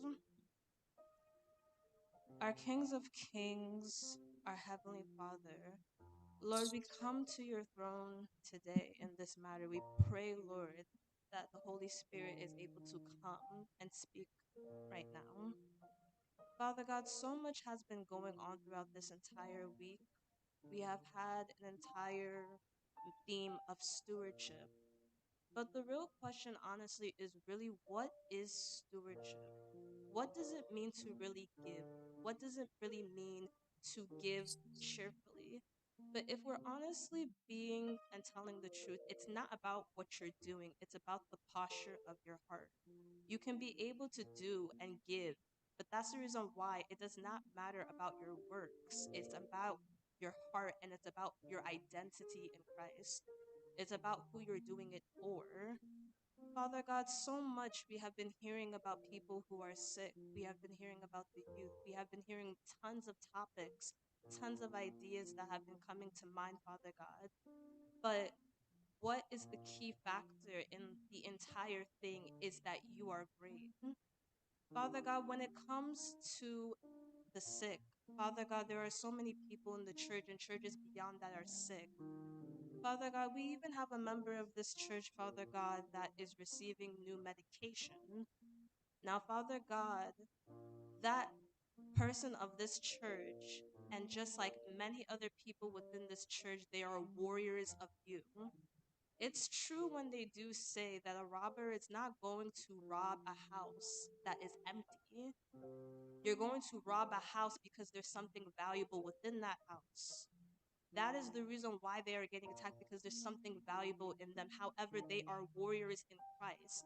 That's the reason why it's so important for one to understand their identity in you. Lean not on your understanding. You have to be able to lean on you.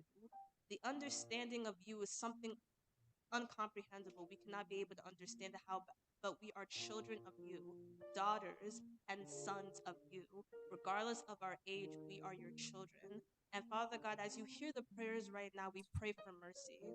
We pray for you to continue to be in this church and continue to guide each and every single one of us. Father God, one thing also that we should also realize too is that not only are we tired and we are exhausted, but at one point Jesus was also tired and exhausted too. However, he gave it to you, just like we are doing right now. We are giving it to you. We are giving it to you, Father God, because we need you. We need you to hold us. We need you to keep on persevering. The verse that comes to my mind is Philippians 4, verse 13. We can do all things through Christ who strengthens us. Listen to what I said. I said Christ. I didn't say me. I didn't say anybody else. I said Christ. Because that is the strength within us that we need. Father God, I pray that when it comes into the journey of stewardship, I pray, Father God, that our relationship with you is more than anything. Anything that we try to do, Father God, we are doing it because we love you. We're not doing it for ourselves. We're not doing it for the next person. We shouldn't be doing it to brag. We shouldn't be doing it to show off. We shouldn't be doing it for any of those reasons. We should be doing it because this is what you expect us to do willingly, giving love. Because at the end of the day, when you do that, it shows other people, even you, you live in all of us. So therefore, other people can be able to see your grace. They can be able to see who you are through us. Nobody is going to be able to see who you are if our heart is hard as a stone. Nobody is going to be able to see the works that you can be able to do, to see the beauty of you if it's about us. That's why we have to surrender. We, Father God, we ask you, Lord, to please help us do things that we don't want to do. When somebody angers us, when somebody makes us upset, Father God, please, it's difficult to forgive. It's difficult to be able to come to you, but that's why we need your strength. That's why we need your mercy. So, Father God, we pray that you ask us, please, Lord, help us in the ways that we lack. Help us in the ways that we cannot be able to do. And Father God, please, Lord, something else that we also need to pray about, Father God, is the trials that we go through. The trials that we go through, Father God, either if it's the health, either if it's anything else, Father God, it's difficult for us. However, there's a reason why you allowed it to happen. I think the question has to come to mind is why is God allowing this? Well, let's look at Job. Job went through so much. and you allowed it. But the thing about it is that you allowed it is because you trusted in what he is. You trusted in who he is. That's the reason why you allowed it to happen to him, because he knows that he's going to give glory to you. And look at that at the end. You gave him 3 times what he was even expecting. So that is exactly what's going to happen to everybody in this church and churches beyond and with your children. We are literally going to praise your name and glorify your name. We're going to confuse the enemy because that's what we're supposed to do. He expects us to be sad or depressed, expects us to continue to question, but instead it's in when we are going through these trials, we have to go through it, Father God, because you are making something inside of us, Father God. I pray, Lord, that you continue to keep growing inside of us.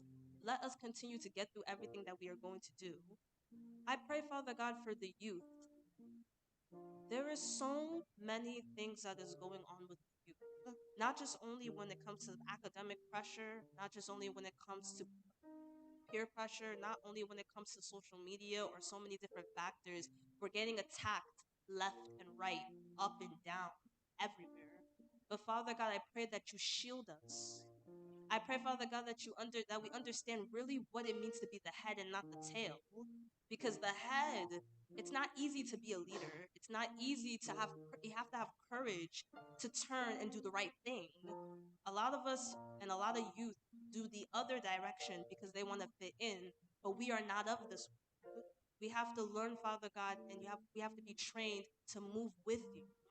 So, Father God, I pray, Lord, that when we're in our school, we are protected. When we are going to work, we are protected. Everywhere we go, we are protected. And then also on top of that, whoever we have contact with, they know who's in us. They know that we are children of you. So, Father God, I pray, Lord, that you continue to give us grace and mercy in all these different factors that we are doing. We're vulnerable. It's so easy to be attacked. However, that is the reason why we have you. People have to ask themselves, do you not know who you are? Do you not know whose you are? So, Father God, I pray that we continue to remind ourselves, Lord, that we are kings. You are the king, most of all. And most importantly, we are children of the Most High. And when we get there on that day, we are going to be singing praises to you and glorifying you, Father God. But while we are still here, that means that we have a mission still. It's not done. We were able to wake up this morning. That's the beautiful blessing most of all. However, that also tells us we're not done yet. So, Father God, I pray that we continue to all know and realize that our purpose in you is to glorify you and make sure that other people know that too before you come back.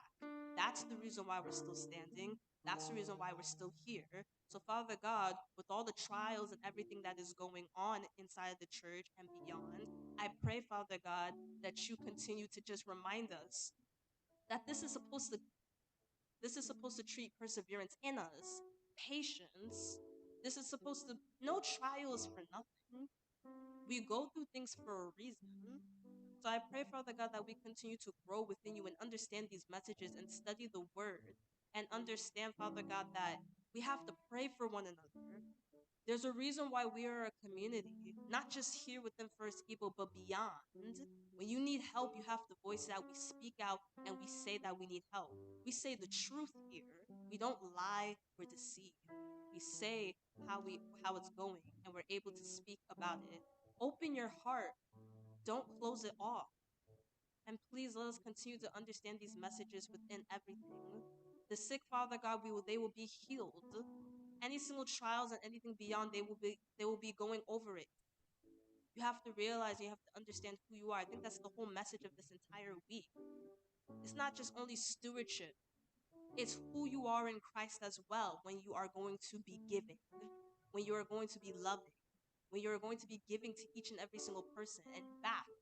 That's the way how it's supposed to be. It's about love. So I pray that that continues to grow in us and we never forget the message that we learned in this week. In the mighty name of Jesus Christ, I pray.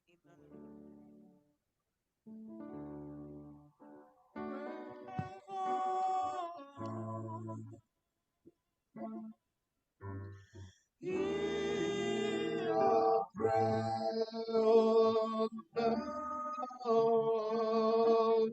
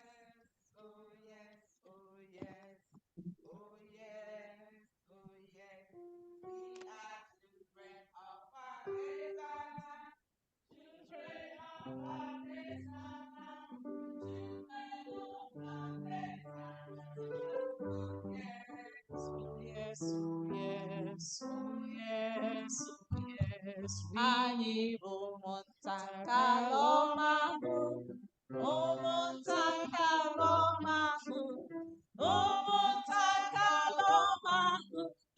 Ewo, ewo, ewo, ewo, ewo. We are children of our great land, children of our better land, children of our greater land. Oh yes, oh yes, oh yes, oh yes, oh yes. Anyị bụ ụmụnta nke ala ọma ahụ, ụmụnta nke ala ọma ahụ, ụmụnta nke ala ọma ahụ. Ewo, ewo, ewo, ewo, ewo. We are children of the greater land, children of our better land, children of our better land. And oh yes, oh yes, oh yes, oh yes, oh yes. We are children of our better land, children of our better land, children of our better land. Oh yes, oh yes, oh yes, oh yes, oh yes. We are children of our better land, children of our better land, children of our better land. Oh yes, oh yes, oh yes, oh yes, Oh, yes. Are we children of a better land? Are we children of a better land? How? How are we children of a better land? We are God's children. Amen. And what better land are we talking about? Heaven. Amen. So now, and who promised us that he's going up to prepare a place for us? God. Yes. Jesus. God. Okay? God created heaven and earth, right? Have you heard the word an artist?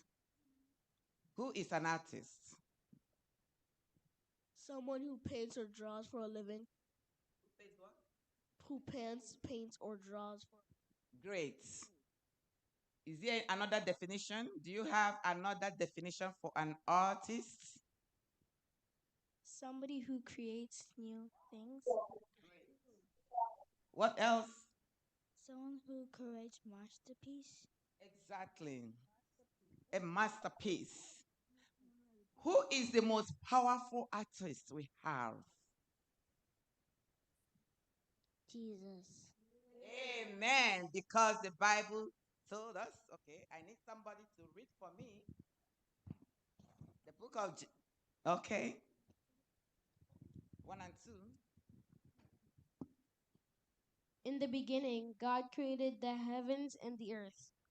The earth was without form and void, and darkness was on the face of the deep. And the Spirit of God was hovering over the face of the waters. Wow. In the beginning, the world was void. That means there was nothing, right? There was nothing, just waters. And then the masterpiece, the great creator, the one who can create, started, right? And he started to create, divide the water, right? Created heaven, created the trees, created the animals in the earth and in the sea. The animals are flies. He made the night and the day. He made the moon, the sun. Who does that? He's the only one that have the power to do that. Right? You know, some people, they said, oh, I'm a powerful artist. Some of us, we have role models. We have the Nollywood artists, the Hollywood artists, and Every time we are on our phone, on YouTube, on Instagram, watching what they do, the musicians, those that can sing, and we begin to praise them, isn't it? But we should always remember that we have our God, who is the most powerful artist on earth, because you can't imagine, even we, the human beings God created, everything we have created, everything human beings have invented, clothes, cars, Noah's ark. Is it not God that gave Noah instruction on how to make the ark? And he followed the instruction. And now we have the airplanes, we have the boats, the ship. You know what? Last week, I was on a cruise in a ship. And I was just looking. I was just looking at this ship from the beginning to the end. So big, so tall, heavy, long. And it was just going through the water. I'm like, what is this? What is man that God loved man so much and gave them so much knowledge to create? So our God is so powerful. He is the one that we're supposed to glorify, to praise every day of our life. Do we understand that? Do we understand that? It's not about okay, can you tell me your most favorite artist? Tell me that you watch. Artist Sabrina Carpenter. Okay. Mm-hmm. Billie Eilish. Okay. You any other one? All right, but you should know that God is more powerful than all these artists. They shouldn't be our point of focus. Our focus should be on God. Amen. Okay, let us pray. Okay, come out. Anybody that wants to pray can come out. It doesn't hurt. Come out. We are all going to pray. Great, great, great, great. So everybody's happy today. Amen. We are going to start with the ladies. I'm going to give all of you one minute to praise God. What do we talk about today? Give me the title of my story. Jesus is the most powerful being. Amen. Anything else? Powerful creator. Thank you. Powerful God. Amen. You all got it. The most powerful artist. That's my topic, but it's all related. Okay? So we are going to pray on that. All right? Focus on that and pray. 1 minute prayer. If you remember one thing, God did just pray on that. I'm going to start with the ladies. Let's go, Adama. Close your eyes.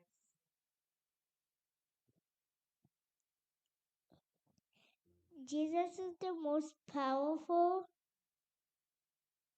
Jesus created the earth.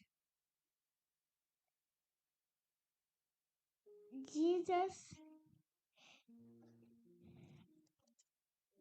Okay, say amen. Amen. Amen. Amen. Dear Heavenly Father, thank you for this day. Thank you for making our thank thank you for making this live because you're the powerful person in the world. And thank you for being the powerful person in the world for making the earth. And thank you for being the powerful person to make the sun and the moon. Amen. In Jesus' name, amen. Amen. Dear Heavenly Father, thank you for this day. Thank you for life. Thank you for help. Help us to be good. Help us to help us to always be good. Help us to obey God. Help us help us to do the right thing. In Jesus' name, amen. Amen. We are praying. Close your eyes. Thank you, God, for creating everything we need and want. Thank you for the nature. Thank you for the ocean. Thank you for the trees. And thank you for the home. In Jesus' name we pray. Amen. Dear Heavenly Father, thank you for this day. Thank you for life. Thank you for health. Thank you for being our powerful creator. Thank you for creating everything. In Jesus' name, amen. Dear Heavenly Father, thank you for this day. Thank you for life. Thank you for health.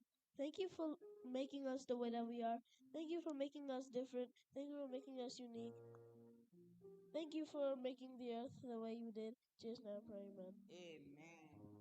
Dear Heavenly Father, I thank you for this wonderful day that you let us wake up to. Oh Lord, I thank you for life. I thank you for health. I thank you for everything good you have done to us. I thank you for the way you made the earth, the way you made us. In Jesus' name, amen. Dear Heavenly Father, thank you for this wonderful day that you've given to us. Dear Heavenly Father, Dear Heavenly Father, thank you for the days that you've given to us. Thank you for everything. Thank you for water, the things that we need. Dear Heavenly Father, we weren't alive when you made everything. Dear Heavenly Father, you just did it by yourself. Dear Heavenly Father, thank you for everything. In Jesus' name, amen. Jesus loves the little Children, all the children on the wall.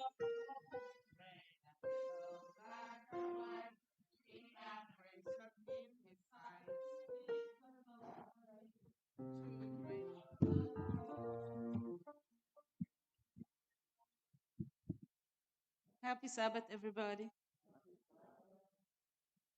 What a joyful day. And what a joyful week. I don't know if anybody learned this week. I did. I've been logging in since Sunday up till last night. And I've learned a lot. I hope you did. It's time for us to give God what belongs to Him. This week we learned that we shouldn't give grudgingly. You shouldn't give because somebody else is giving. You should give because it is from your heart. You have to be a joyful giver. And God will take it and let it do His work for Him. I'll read from the book of Luke, chapter 6, verse 38.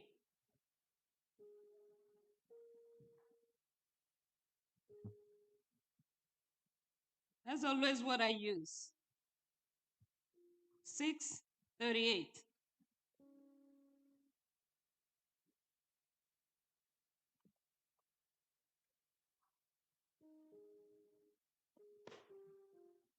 It reads, "Give, and it will be given to you. Good measure, pressed down, shaking together, running over will put into your bosom. For with the same measure that you use, it will be measured back to you." Have you given somebody something? Maybe that's your last money. And by the time you look at it, you see more money coming to your purse. That's what God does. Today, two people came to thank God. One of our sisters said that God led them through. They traveled and came back safely to meet us. Another sister said God has added another day onto her life, and she was able to thank the God with $150. What do we say? Asking for God to continue to allow her to age gracefully. This week is a very important week. We should continue to do that God asks us to do. Why?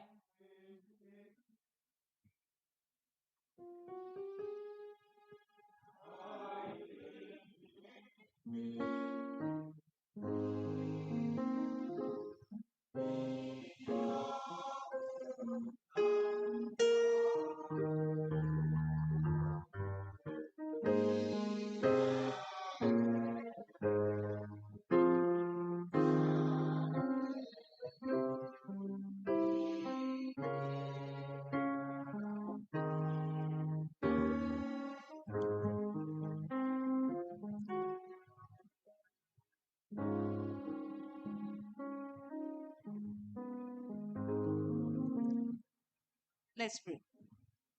Our gracious and loving Father in heaven, Father of all mankind, the creator of heaven and earth, the giver of life, we are here today, not because of our own making. People died last night, but we're here. You led us from our homes to come here to worship you this morning. We have come to bring our little token, even though we know that we're not giving fully. Have mercy and forgive us in Jesus' name. Father, teach us to know that it's good to give than to receive. May we learn from our mistakes.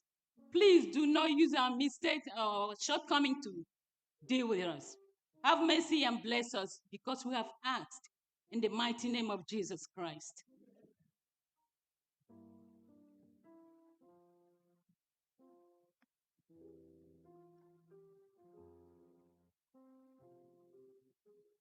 Our Bible reading will be taken from the book of Joshua, chapter 6, verses 18 and 19. Joshua, chapter 6, verses 18 and 19. It reads, "And you, by all means, abstain from accursed things, lest you become accursed. When you take off the accursed things and make the camp of Israel a curse and trouble it." 19 says, "But all the silver and gold and vessels of bronze and iron are consecrated to the Lord. They shall come into the treasury of the Lord." May the Lord bless the reading in Jesus' name.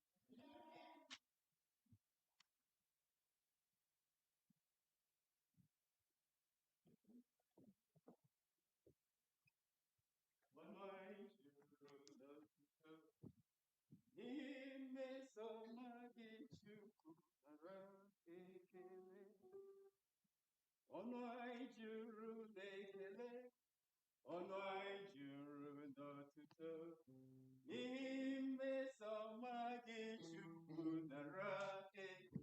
Ọnụ anyị juru n'ekele, ọnụ anyị juru n'otuto, n'ihi mmeso ọma gị Chukwu nara ekele. Ọnụ anyị juru n'ekele, ọnụ anyị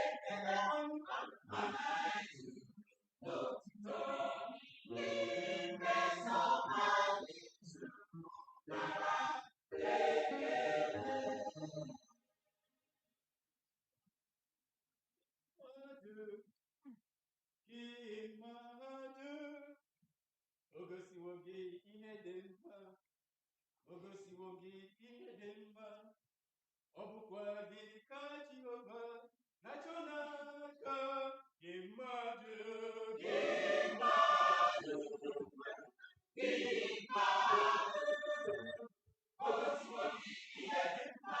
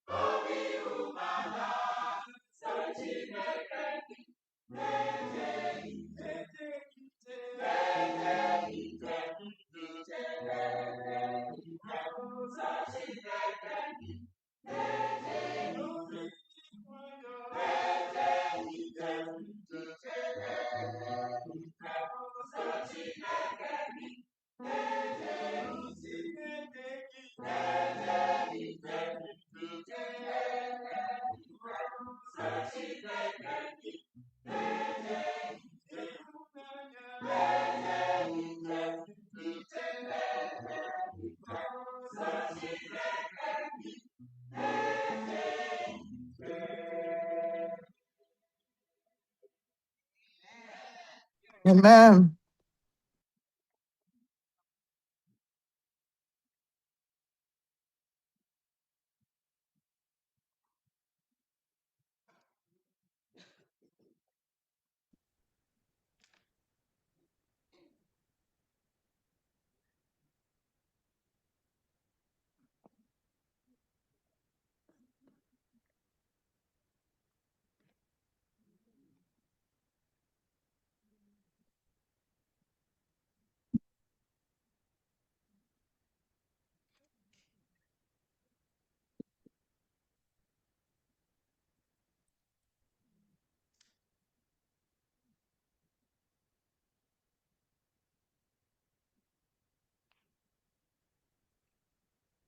Hello, can you hear me?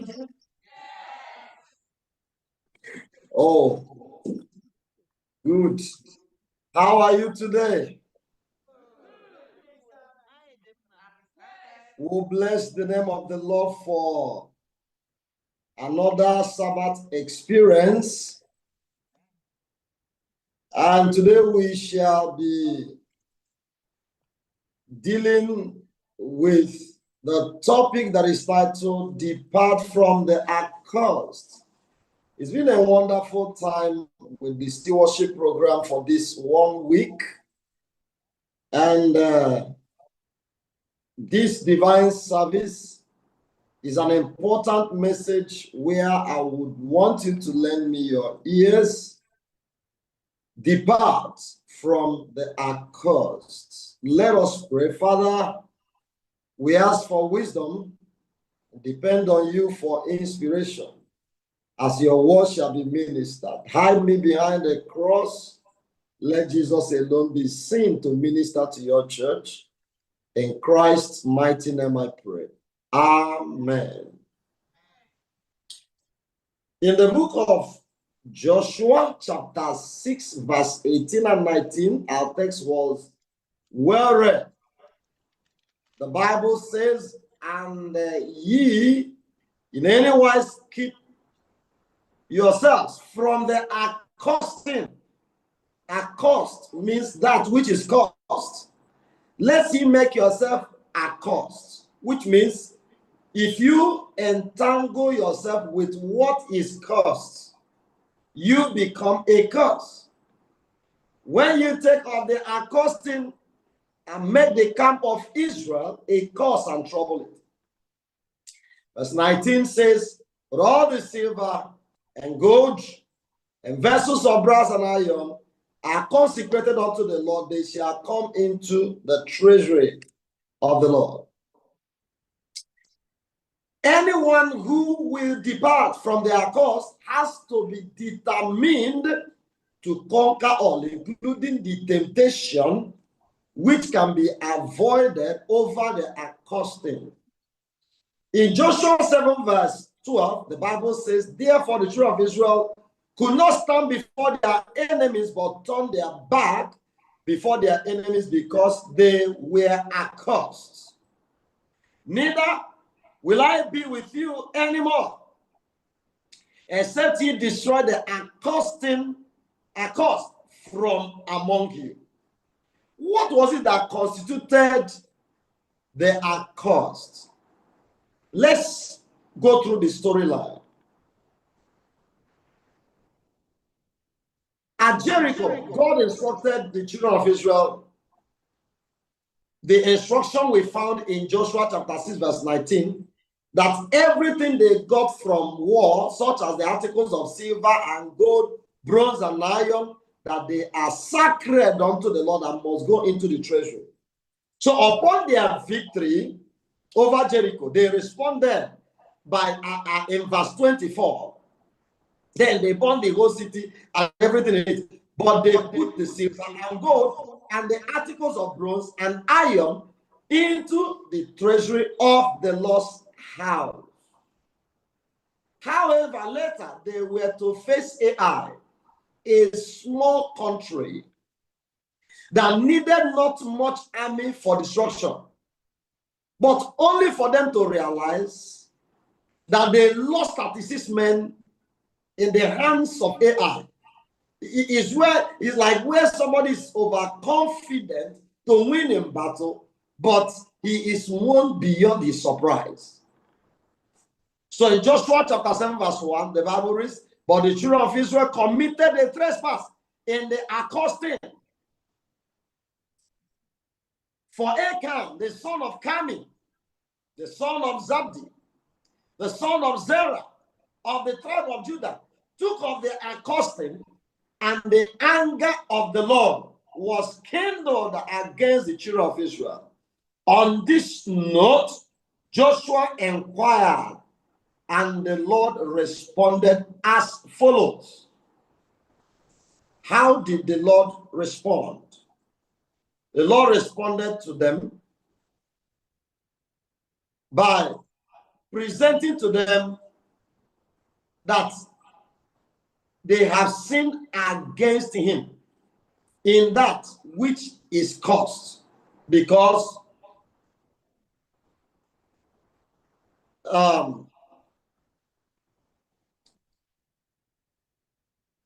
because Achan had partaken in what is declared to be a curse. So why would Achan, after hearing the instruction that God has given, go into taking that which the Lord has declared to be a curse? So in verse 7 verse 11, the Bible says, Israel sinned, and they have violated my covenant, which I commanded them to keep. They have taken some of the devoted things. This is upon Joshua's inquiry. The church of God is complete in the time of old. People were able to see God and have revelation, have God speak to them. Today, are there still such people remaining in the church who can make inquiry over what may be happening in the church? He said they have stolen, they have lied, they have put them in their own possession, which means while Achan was busy taking these things, God saw him. God saw the lies in his heart. God saw the denial. God saw everything he had planned and pre-planned to do. Following God's instruction on how to discover the one responsible, Achan was discovered and he confessed as follows. Achan replied, "It is true, I have sinned against the Lord God of Israel." This is what, that is verse 7, verse 20 and 21. This is what I have done. When I saw in the plunder a beautiful robe from Babylonia, 200 shekels of silver, and a wedge of gold weighing 50 shekels. I coveted them and took them. They are hidden in the ground inside my tent with the silver underneath. The question is, what have you taken to your house that can be declared an accursed? What have you taken? Are you a leader in an organization? And you have taken what is not given to you by state standard and principle. Brother, living with an accursed. Do you know that the hoarding of your tithes constitutes the accursed? Remember, God calls it in Malachi stealing, and said for this reason, this whole nation is cursed with a curse. Which means when you are holding back your tithes, you are like Achan, who chose what? Because the tithes, the Lord said, bring it into the storehouse. These articles, God said, bring them into the storehouse. What was the sin of Achan? He took them to himself. What could be your own sin? You're taking what God has said, take it to so place designated to yourself. We are going to explore some of the things that God has said, do not take to yourself. So, consequences of Achan's sin. When he sinned, Achan, as a man whose name is translated as one who troubles. Imagine. He has been associated with a great sin against God for over 3,400 years. His sin may have not seemed so great to him. In fact, the most of it may seem to be such a small thing. It doesn't, it's minor, because even when you're taking your tithe to yourself or to do anything that you wish to do about, it doesn't mean anything to you. By reason and rationalization, you think you are right. But Achan's sin proved to be a sin that was so costly in the end. His sin was keeping back what was asked to be sent to the treasury. What are you keeping back that is asked to be sent to the treasury? Are you a leader? They say this one should go to the organizational account, and you have your way to cut corners and hold them. You are holding an accursed. Or it is your tithe, it's your offering. You're holding an accursed. Or your first fruits. You're holding an, whatever God has said, do it this way. Follow the Lord by his instruction. So just like the tithe and the offering to be sent to the, what is it called? The storehouse. Achan's sin brought God's judgment upon Israel. 36 men were lost. Do you know that that's your sin of putting your hands into what is at cost can cost the life of others, or you do not know? All his sons, all his daughters, his wife, everything he owned was totally destroyed for the sake of taking what was cost into his house. Is God not a merciful God? The warning was given. There was time for mercy and grace. So, when you're doing something and you're putting up the lies that covered that thing. God has seen you. Don't tell me he didn't see you. He has seen you. The only room you have is to go back. To say, Father, please forgive me. Return that thing. Don't bring what we call generation. Your children may not die, your wife may not die, people around you may not die, but they may die. Not in physical, but things may not remain the same.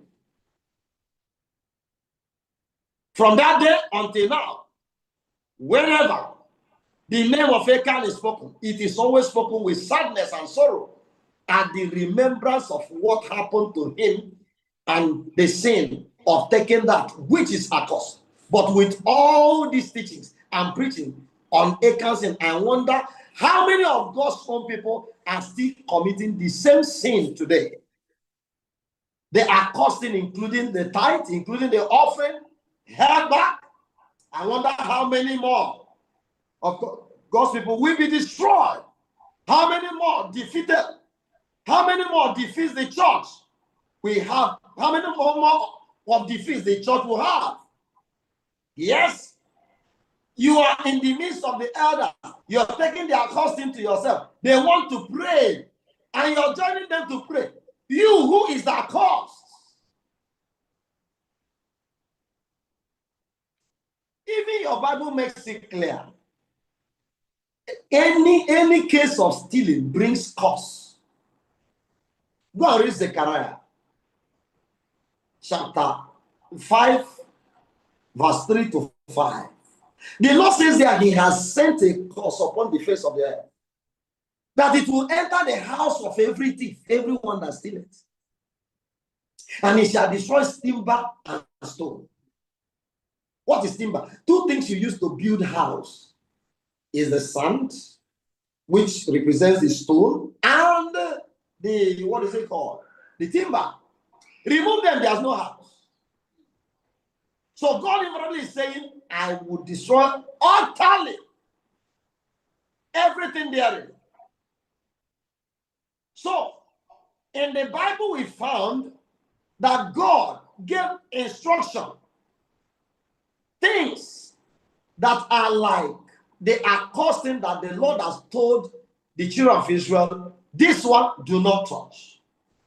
Number one of them is tithes. The Lord claims it belongs to him. Leviticus 27 verse 5 says, and all the tithes of the land, whether of the seed of the land or of the fruit of the tree, it is the Lord's, it is holy unto the Lord. So this one God has designated to his own, to be his own. If you go to take it, you become accursed. Just like the articles of silver, bronze, and the goodly Babylonian robe he took. It looks like nothing.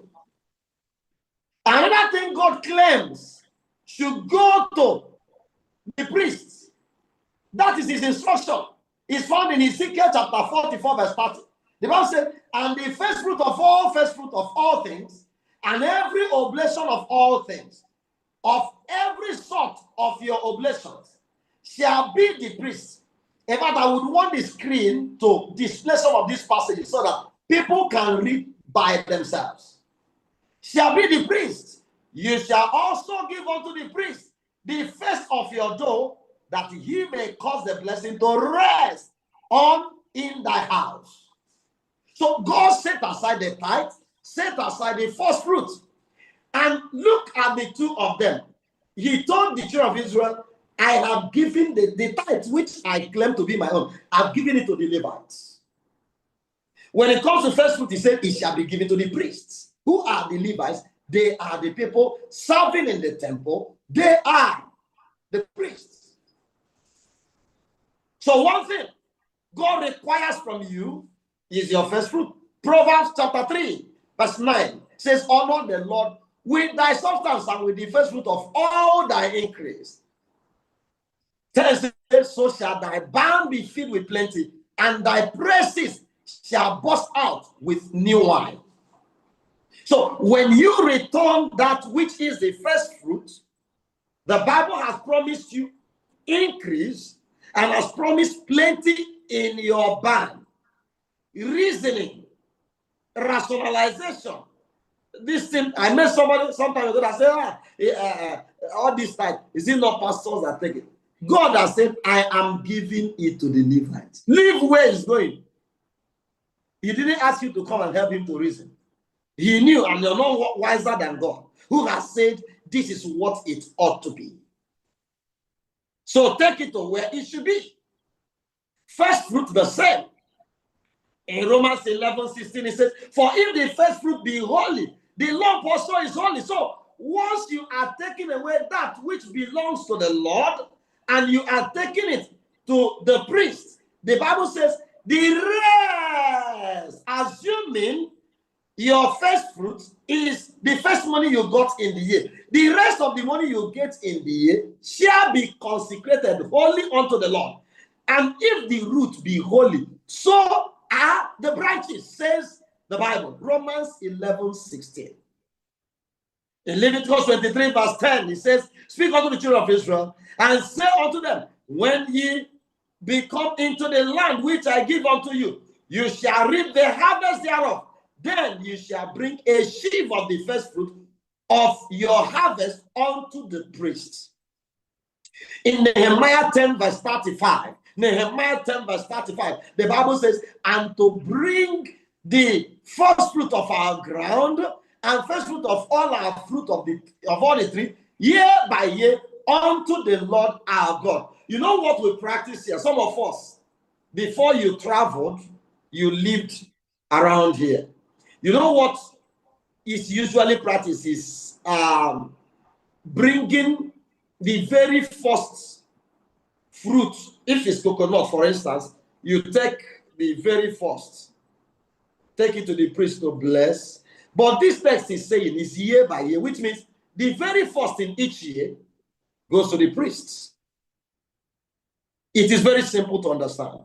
Also, the firstborn of our sons and our cattle, as it is written in the law, the firstling of the herd of our flock, to bring to the house of our God, unto the priests that minister in the house of our God, that we should bring the first fruit of our dough, our offering, and the fruit of all manners of tree, wine, oil, unto the priest, to the chamber of the house of our God, and the tithe of our ground unto the Levites, that the same Levite might have the tithe in all the cities of our tillage. In any city you walk, whether in New York or whatever, the things you do there, they should receive your tithes and also receive your first fruits. In Nehemiah 10:38, it says, and the priest, the son of Aaron, shall be with the Levite. When the Levite take the tithe, and the Levite shall bring up the tithe of tithes unto the house of God, to the chambers, into the treasure house. Which means, even when the priests have received the tithe, they too are required to return their own tithe from what the Lord has given to them. So, pastor, you're expected to show example of faithfulness in return. Member, you are to show example of faithfulness, so that nothing will constitute the accursed thing. First fruit, what does it mean? From the Hebrew word bikurim, it means promise to come. And there is one who never breaks his promises, and that is God. Promise to come means that God has a promise behind what he has asked you to do, and that promise will be fulfilled. Like he said, take it to the priest, and he shall cause a blessing to rest on thy house. As God has said it, as the priest says you are blessed or prays with you, God himself brings the accomplishment that which is his word. God's word is so powerful. And then when you listen to it, the provision is made available in abundance. First fruit offerings are brought for thanksgiving, for the strength that God gave for labor, blessings of harvest. Harvests are basically referring to farming activities. The principle may be applied also to employment of labor, business, and others, because the strength God gave to them to perform their tasks in their workplaces was what they ought to appreciate in God. So the principle according to Nehemiah 10:35 is to return it year after year, year by year. So, important points here to note. In Exodus 23:19 and 34 verse 26, first fruit must be taken to God's house. Number 2, it must be given to the priest. Number 3, the first fruit offering shall apply to all manner of engagement. Deuteronomy 18 verse 4 says, the first fruit of all thy corn, of thy wine, of thy oil, of the first of the fleece of thy sheep shall thou give him. So it goes into even the profession, the things you do. Giving of the first fruit offering must be accompanied with worship presentation. It must be offered once a year, Nehemiah 10:35. Is there any blessing that follows? Yes. In 2 Kings chapter 4 verse 42, the Bible says, and there came a man from Baal-Shalisha and brought the man of God bread of the first fruits, 20 loaves of barley, full ear of corn, and the horse thereof. And he said, give unto the people that they may eat. So the priest, you take part and also share from what you are given. Overwhelming blessings of first fruits. Jeremiah 2 verse 3 says, Israel was holy unto the Lord, and the first fruit of his increase, all that devour him shall offend, evil shall come upon them. Said the Lord. The givers enjoy comprehensive insurance from God. God is saying, Israel is my first fruit. Anybody that touches them, evil shall come upon them. So when you are aligned with Israel to do the right thing, you also enjoy the inheritance of this provision that God has made in order to protect his own. Nehemiah 13:31, and it says, and for the wood offering and the time I appointed for the first fruit, remember me, O Lord my God. So God is called upon for favor when we return our first fruit as well as the tithe. Proverbs 3 verse 9.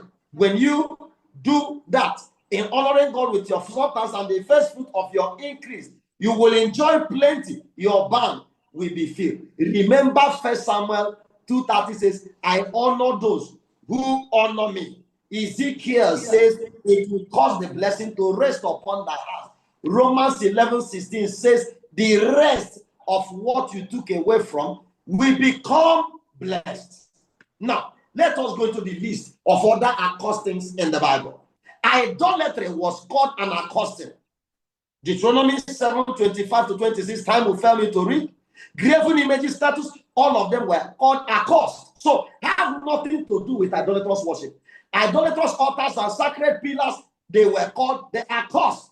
Divination posts, charms, amulet, magical objects, they were called the accost. Let nobody deceive you. To go into association of any of these things, you will make yourself an accursed person. A cursed person in the presence of the Lord. Anybody that has gone to bow down before idol or take their material things, or any of them is existing in your house, but you're seated in the church, you are a cursed person. You are defiled.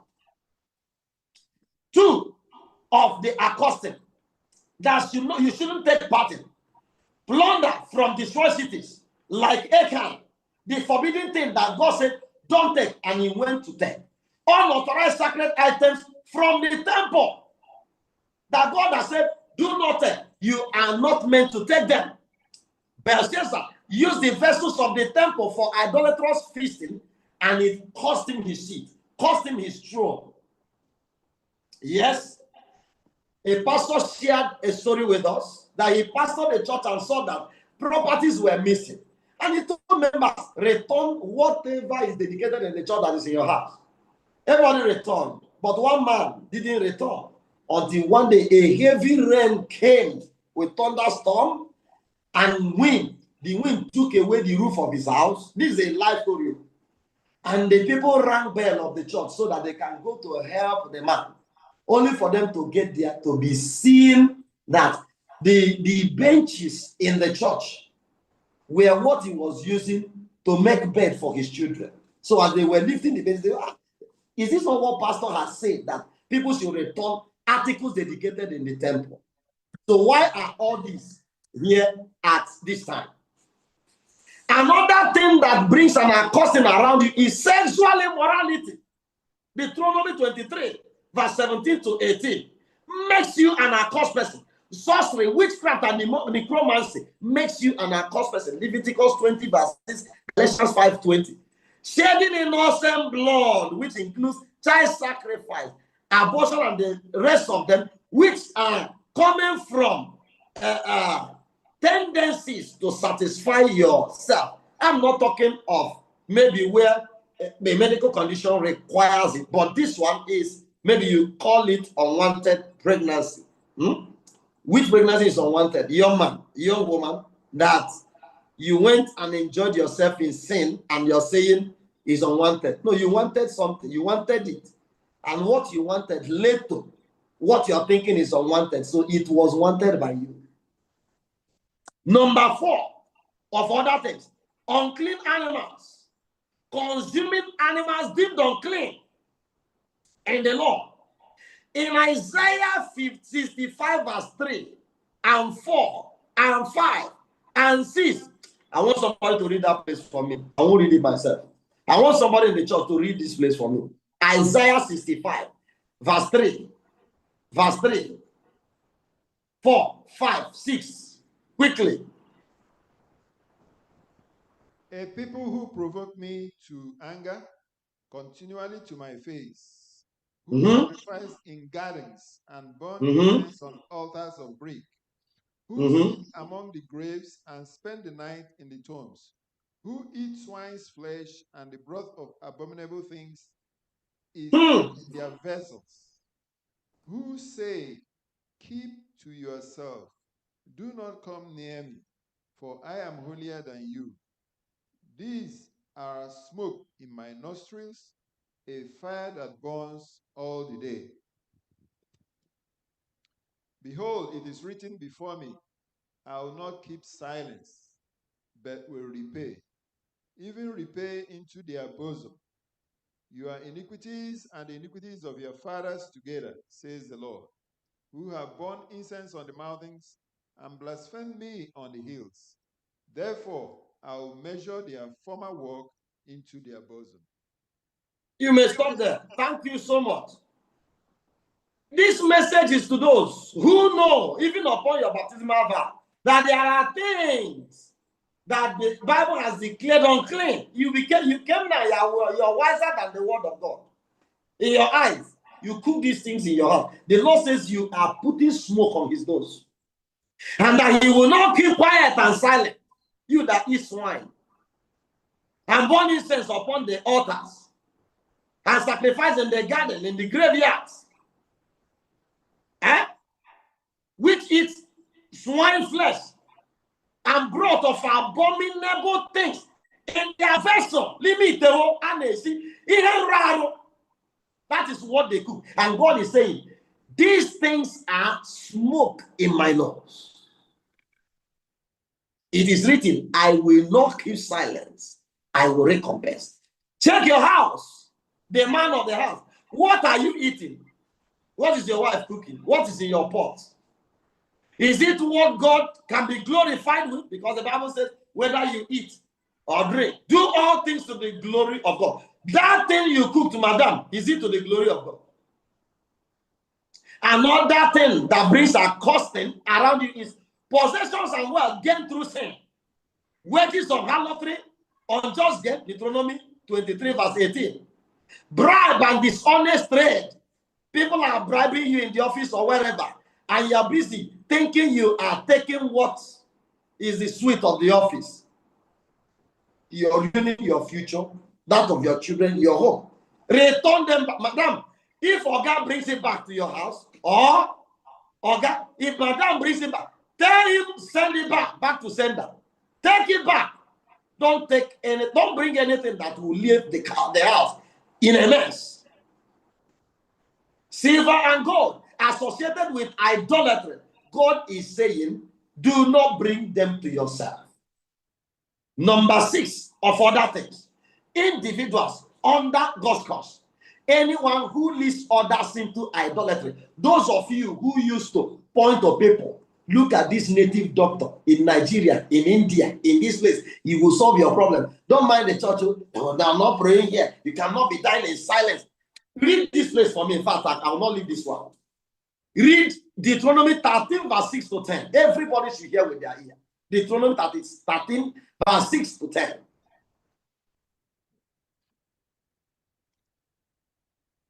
Is somebody there? Deuteronomy 13, verse what? Verse 6 to 10. If your brother is, if your brother the son of your mother, your son or your daughter, the wife of your bosom, or your friend who is as your own soul, secretly entices you, saying, let us go and serve other gods, which you have not known, neither you nor your fathers, of the gods of the people which are all around you, near to you or far off from you, from one end of the earth to the other end of the earth. You shall not consent to him or listen to him, nor shall your eye pity him, nor shall you spare him or conceal him, but you shall surely kill him. Your hand shall be first against him to put him to death, and afterward the hand of all the people. So there, the Bible says, anyone who leads you to idolatry, cut him off. Those ones that point, there are people, they are quick to know prayer houses. They don't care, even though they are in the church. They don't care. No fear of God. After going to desecrated places, you are still in the church, you are in the choir, you are in the AWM, you are this, you are that. God is saying, nobody should associate with you. You look evil in the eyes of God because you have no fear of God in you. False prophets and deceivers. Deuteronomy 18, 20 to 22. They are accursed. Rebellious and disobedient people are cursed. Judas Iscariot for betraying Christ are cursed in the New Testament. Anything that replaces Christ in the believer, Colossians 3 verse 5, is accursed. Legalism and false gospel, Galatians chapter 1 verse 8 to 9, is accursed. Worldly attachment that hinders faith is accursed. How to handle the accursed things? Number one, destroy and remove them from your life. If you used to keep tight to yourself, stop keeping them, return them to the house of the Lord. Return them to the house of the Lord. If you have any magical book, if you have anything that is of evil, take it back. Burn them. You must show through repentance. Confess, repent. You used to take your first fruit to yourself, return them, give them appropriately. Like Achan, hidden sin must be acknowledged before restoration. He confessed. They had to cast lot before Achan was identified. Imagine that level of hardening himself. No wonder his entire family went in for it. Replace them with godly alternatives. Focus on what is pure and what is righteous. Yes. So, how one gets involved in the accosting? When you withhold your tithe, offering, including your first fruit, you are putting yourself in the accosting. When your church withholds their tithe as a burden, you are putting yourself in the accost. That is not what the law says. When the church recorders feels to do good to their church by cutting the tithe that is to be sent to the storehouse, you're not doing your church a good service. You're not doing your church a good thing.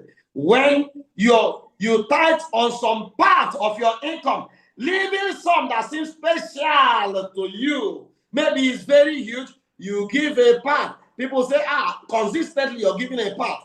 You are living a custom around you. Church officers, workers, even pastors who cut members that are sent to them for selfish gain, you are living with an accosting.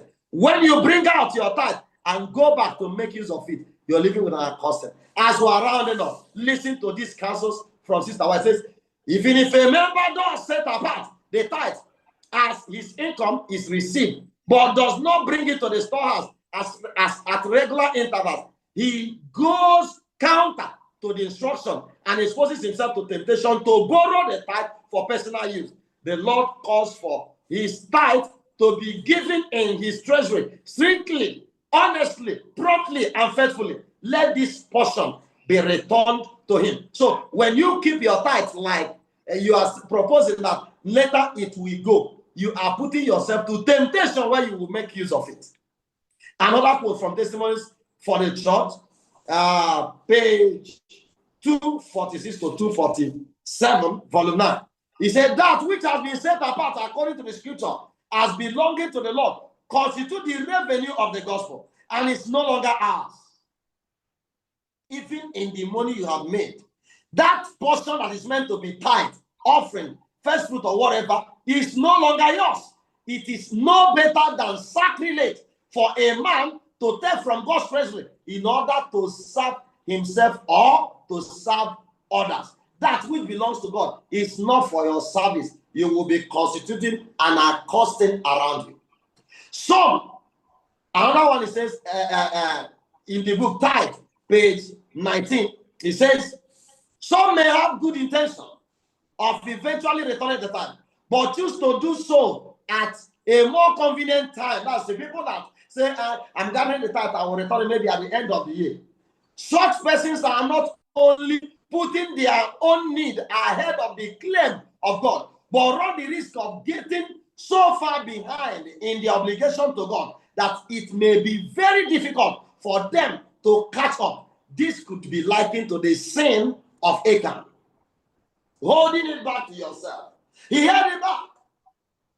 Having good intention what to do, just like Ananias and Sapphira.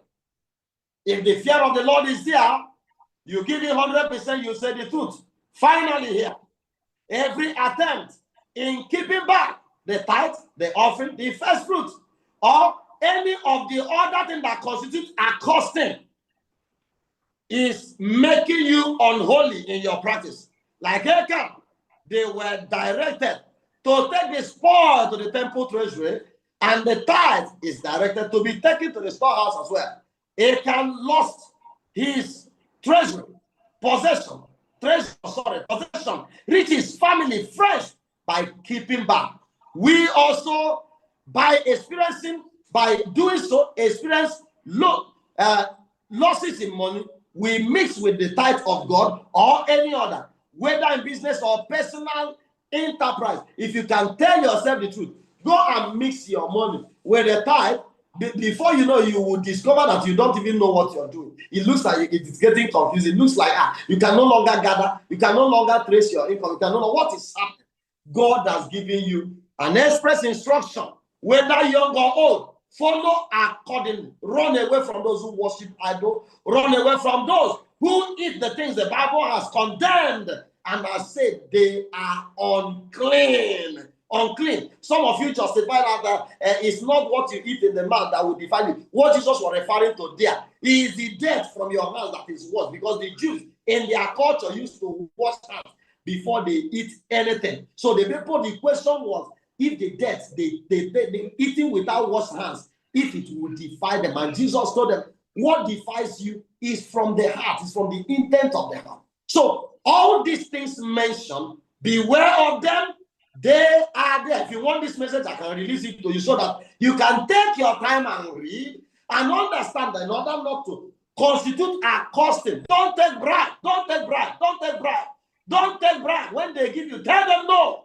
That will be for your safety. He that is faithful in little things, greater things shall be handed over to him. My prayer today is that as you heed this instruction, you will run away from the accosting. You will be blessed. Your house will be blessed. Everything around you will be fruitful. And as the Lord has said, that the blessing will rest upon thy hands, even upon the blessings of the tithe, that the windows of heaven shall be opened unto you. Oh, even as you will keep your body, as you will use your time to worship the Most High God, even as you will use your opportunity, your to lead men to Christ. My prayer is that the doors of opportunity will remain open and wider before you, that every day of your life, your testimony shall be on the increase. The blessing of the Lord will never depart from your life. May this be your experience now and forever. In Christ's mighty name I pray. Amen.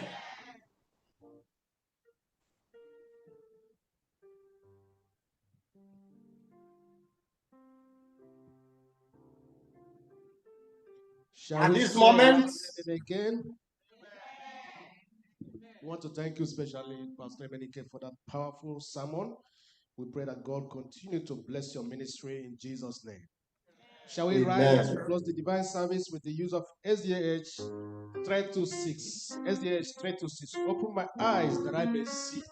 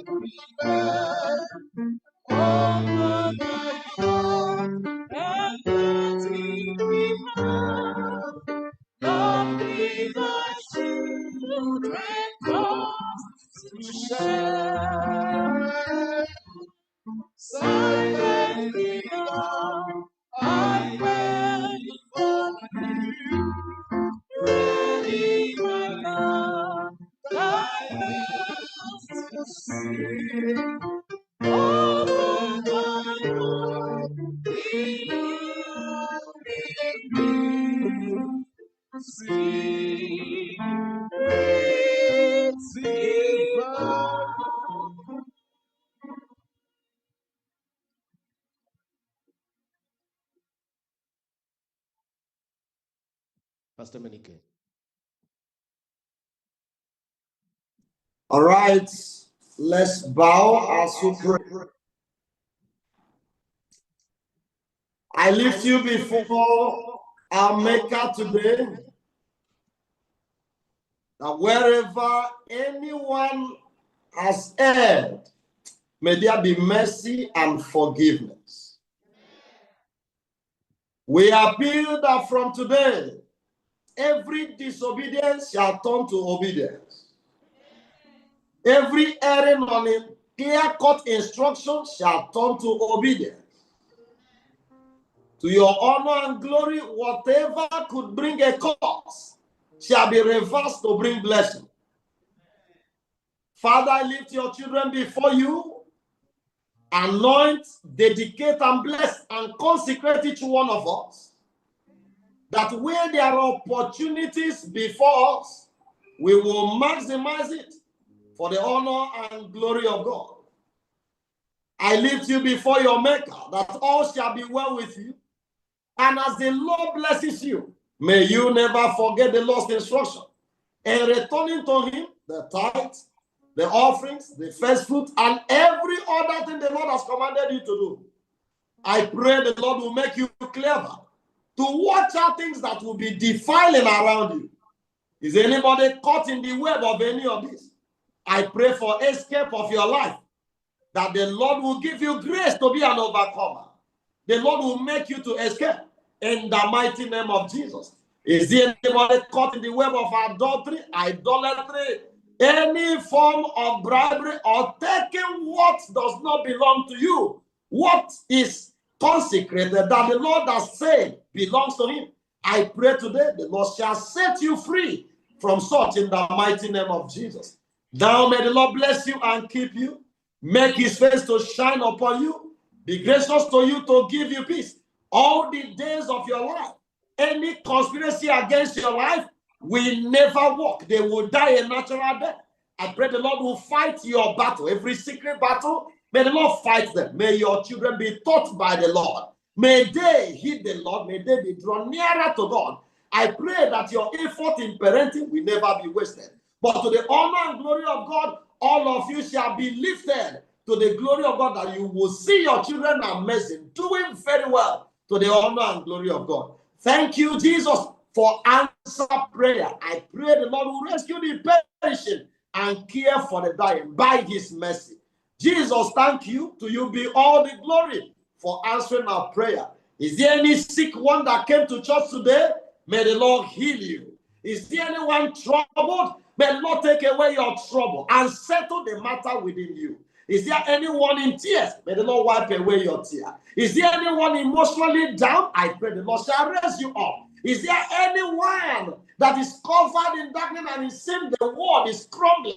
I pray the Lord shall come to your rescue in the name of Jesus. Whatever has lingered as a testimony, I join faith with you that they shall come to life. It shall be turned to a testimony in the mighty name of Jesus. Every bad news be far from you. Every evil news be far from you. I pray that the Lord will move you from height to height, from grace to grace. Any reason by which the enemies will laugh at you, I pray they will never present themselves before you.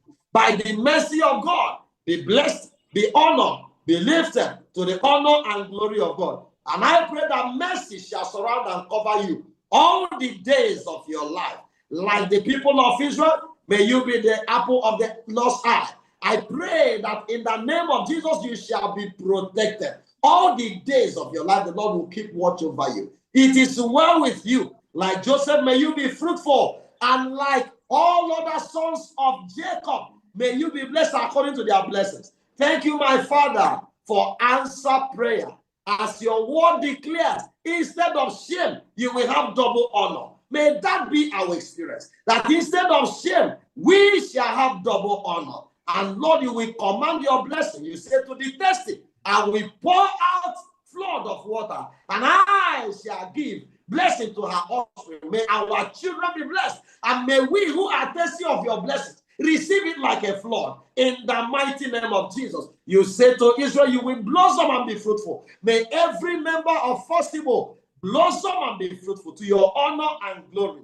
Thank you, Almighty Jehovah, for answered prayer. Above all things, may your presence, your face, constantly shine upon everyone from the old to the least. In Christ's mighty name we have prayed. Amen.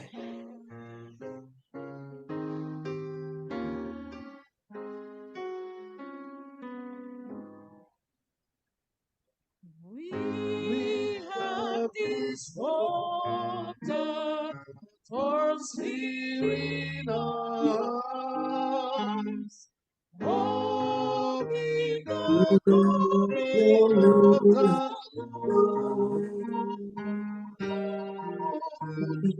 We are expectant, Christ our Lord returns. Faith in the promise of His word.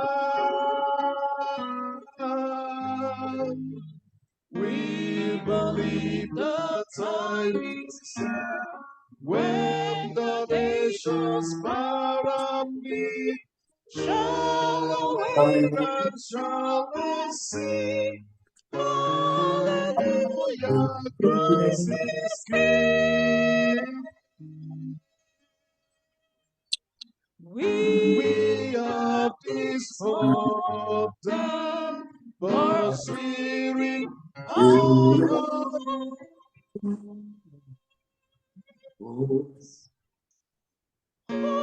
holy the glory of the Lord.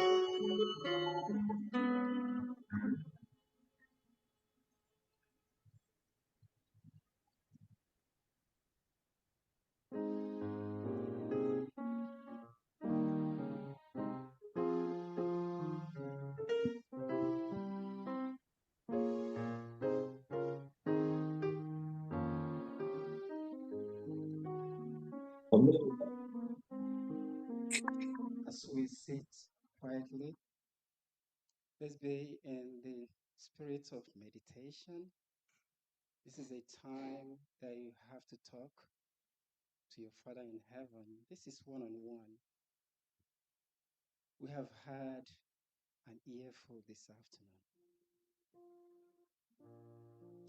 Ask the Lord to come and reveal these things once more in our lives.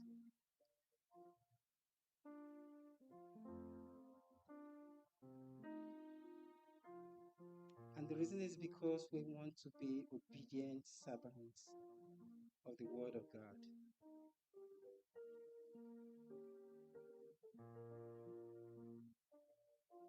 Ask the Lord to come and strengthen you and give you faith to uphold all the precepts that has been exposed to us today. Yes, it's difficult, but with God's grace, we can get to the goal that has been set for us.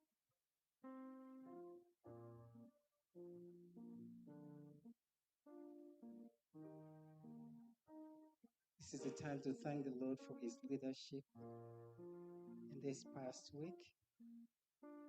And as we look forward to a new one, we're also asking Him to come and lead us through it.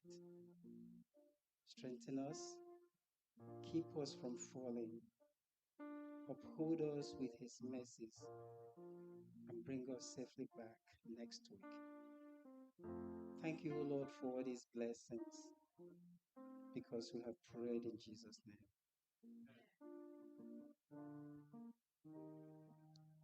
Pastor Menike will be returning this evening at 6 p.m. And he's hoping to have this full church log in this evening as we conclude the Still Worship week of prayer. He will also have time for your questions. I know you have questions. So come all this evening at 6 p.m. Leon.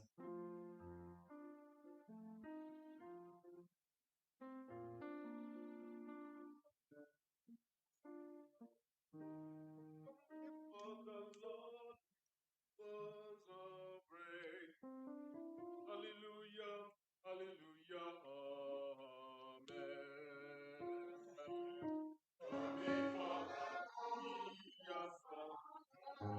Hallelujah, hallelujah, hallelujah.